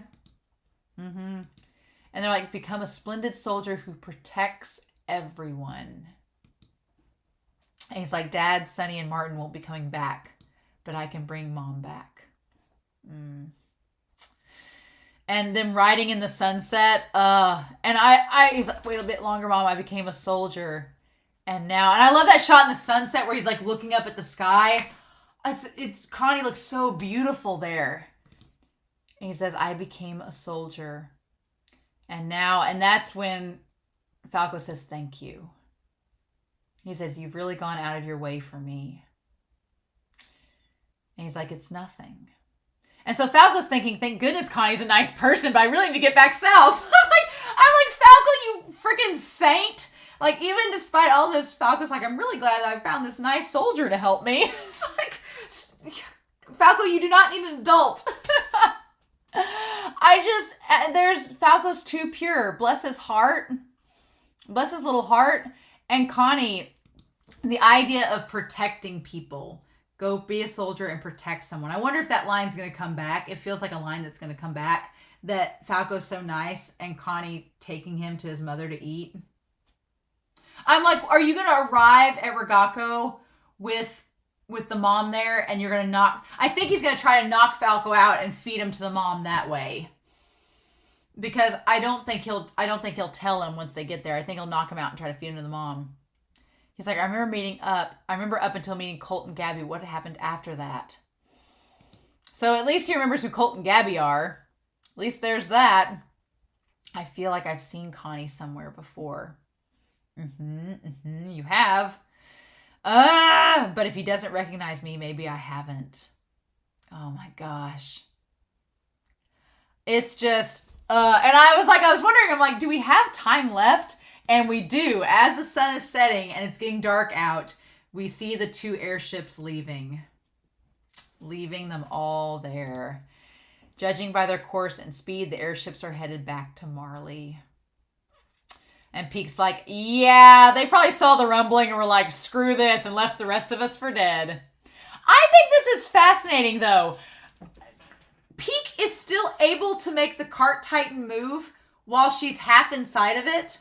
I mean, we saw with Porco when he was the Jaw Titan that he popped out of the Jaw Titan and the Jaw Titan didn't completely disintegrate, but then he had to go back inside of it to make it move, right? And Freckled Ymir did the same thing. So the fact that Peake can still make the Titan move while she's outside of it is creepy. It's just kind of creepy. But Magath is like, okay, they'll be able to go home and inform the motherland faster that way. Is like, waiting for us was a bad move. It's better than waiting to get crushed. So I will give Magath that. Yeah, I like that Magath is being a little bit selfless in this moment, saying, Floch would probably be like, they left us for dead. And Magath is like, nope, they did the right thing. They would have gotten crushed and then there would have been no chance to warn the people of Marley if they'd waited. So Magath, I'm glad Magath's alive. He's an interesting character. And he's interesting in all this too, because we have Anyan, we have Niccolo, we have Magath, we have Yelena, we have these non-subject of Ymir people that are there on the island, right? And Magath and Hanji is going to be an interesting dynamic. What? And then Peake's like, there's nothing we can do at this rate. We're not going to get back in time to change anything. Is there any possible way to stop it now? And Magath's like,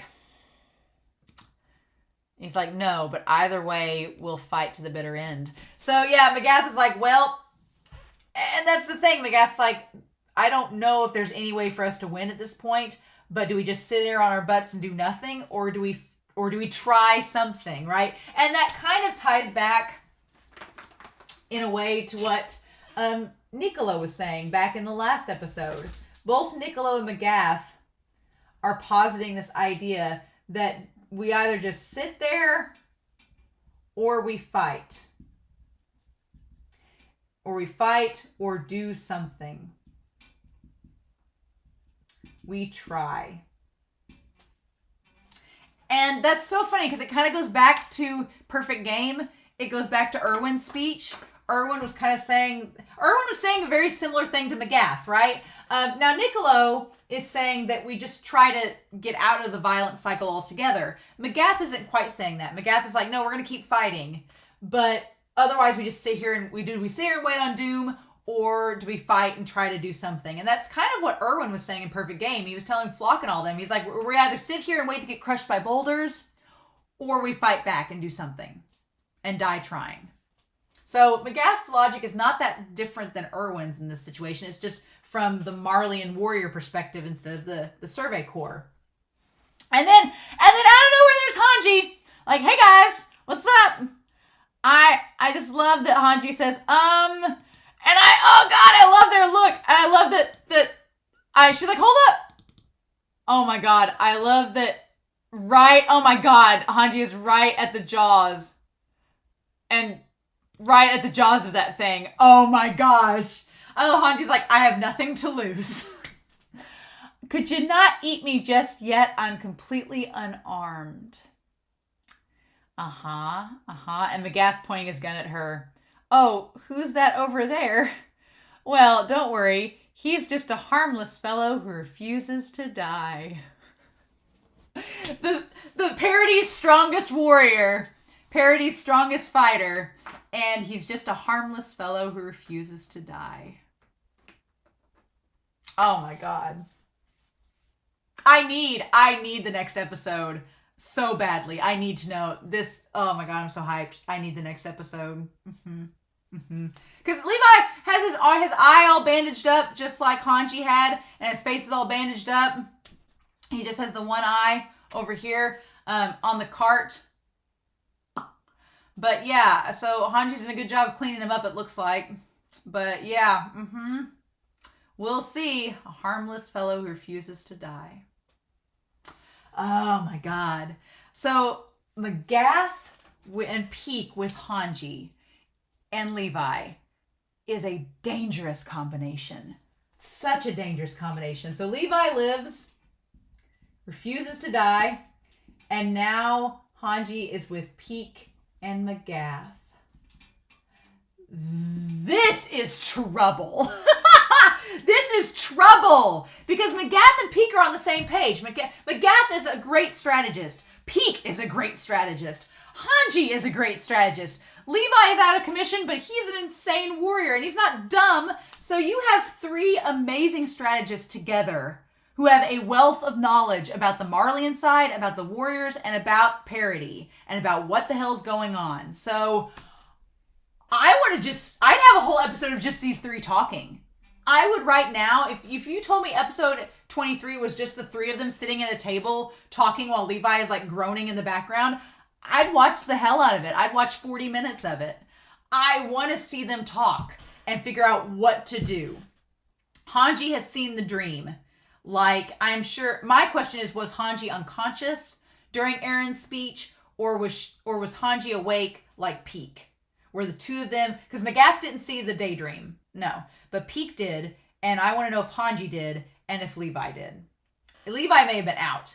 Levi may have missed all that, but if Hanji and Peak both saw it, they can come at the whole subject of Ymir thing from two very different perspectives, and then you have an outsider perspective with Magath. So, God, that's fascinating. Isayama, at this point in the series, giving us these character interactions that I never thought I would want. Like a whole half an episode with Annie and Hitch. Do I ship Annie and Hitch? Kind of. I kind of do. I ship Annie and Armin, but I kind of ship Annie and Hitch too. I'm fine with their friendship, but if it's more than that, I'm cool with that too. But we have them together. We have John and Mikasa. God, it's tying back where Falco's like, or Falco, again, I will never stop confusing them, but where Floch is like, well, Jean, you can just go back. Look at how it's all worked out for you. I'm sure that Floch is like, look at how it's all worked out. Like back in the day, you wanted to get with Mikasa and have a comfy spot in the interior. Well, now Eren's out of the picture, so you could get the girl, you and Mikasa could run off together and have a nice little simple life. Not gonna happen, but I do like that Jean and Mikasa are together in all of this. I like that Armin is with Gabby, of all people, and that Falco is with Connie, of all people, that these four are together. It's setting up all these insane pairings. I just don't want Keith to die. Is that so much to ask? I just don't want Keith to die. He had such a badass moment last episode, and he went from being a bystander to being a hero. I don't want him to die. That's all I ask. I don't know. I feel like Armin is wanting to get everyone together to talk about this. Armin has, from season 3 on, from even before then, possibly in season 2, he's wanted to get everybody together and just talk, just have a dialogue. And we've seen with Kaya and Gabby that it's possible. It's going to take a lot to get all these characters together. Yeah. But here's the thing. Floch is making himself out to be a very easy common enemy because John and Mikasa are probably having none of him. Anyan is having none of him. I'm sure that Peak and all of the other warriors will have none of him. So Floch is making himself into a very convenient antagonist. I don't know. I am just waiting for Yelena to go off. I'm waiting for it to happen. I'm waiting for Floch to overstep his boundary and for Yelena to just be like, just snap. like just to strangle him with her own bare hands. Like, I am waiting for that to happen because she was so silent this episode, and he was doing a lot of posturing that was very similar to what she did down in the cellar with them. I'm waiting. If Yelena kills Floch, I won't be surprised because she knows now based on what Floch said up there. Floch said that Eren told me his grand plan to use Zeke to get to the founder. Yelena heard all of that. She may have been in a daze, but she heard all of it. So I'm just waiting for Yelena to be like, you mean to tell me that you're responsible for my god dying? And for her to just wipe him off the map. I won't be surprised if that happens. I don't know. This episode, I really liked this episode a lot. For being a setup episode and for being like an aftermath episode, it was really good. It was really well done. And now, this excites me the most. This makes me nervous. Because I'm like, will they get to Connie in time? Does Connie have death flags? I don't know. I imagine that in my head, Hanji and them are all off doing their own thing. Jean and Mikasa are going to try to probably help Anyan and deal with Floch. And then I just imagine Armin and Gabby hopefully meeting up with Connie and Falco. The question is, will Annie and Hitch get involved at that point? Where is Reiner in all of this?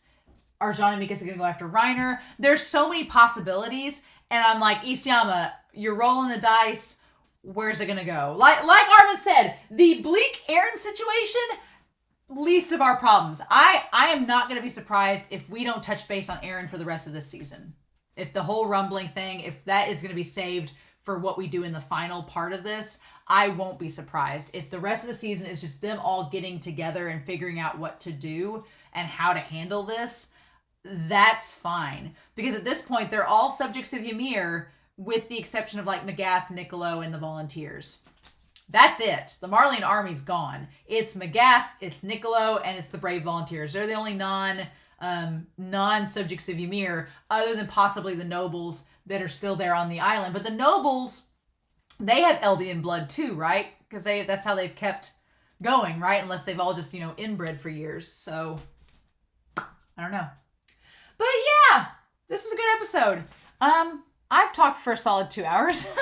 So that seems good enough. But yeah, I'm so curious to know your thoughts down below, what you all think of this episode. This was great, but where do we go to from here? So I guess we'll find out, right? It's nighttime. It's going to be nighttime. And nighttime is usually where things like calm down in Attack on Titan. But with all this going on, I don't know how that's going to work. So I'm curious to know your thoughts down below, but I hope you all enjoyed my rumbling ramblings.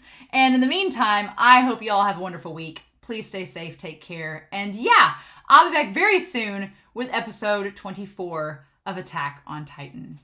Bye.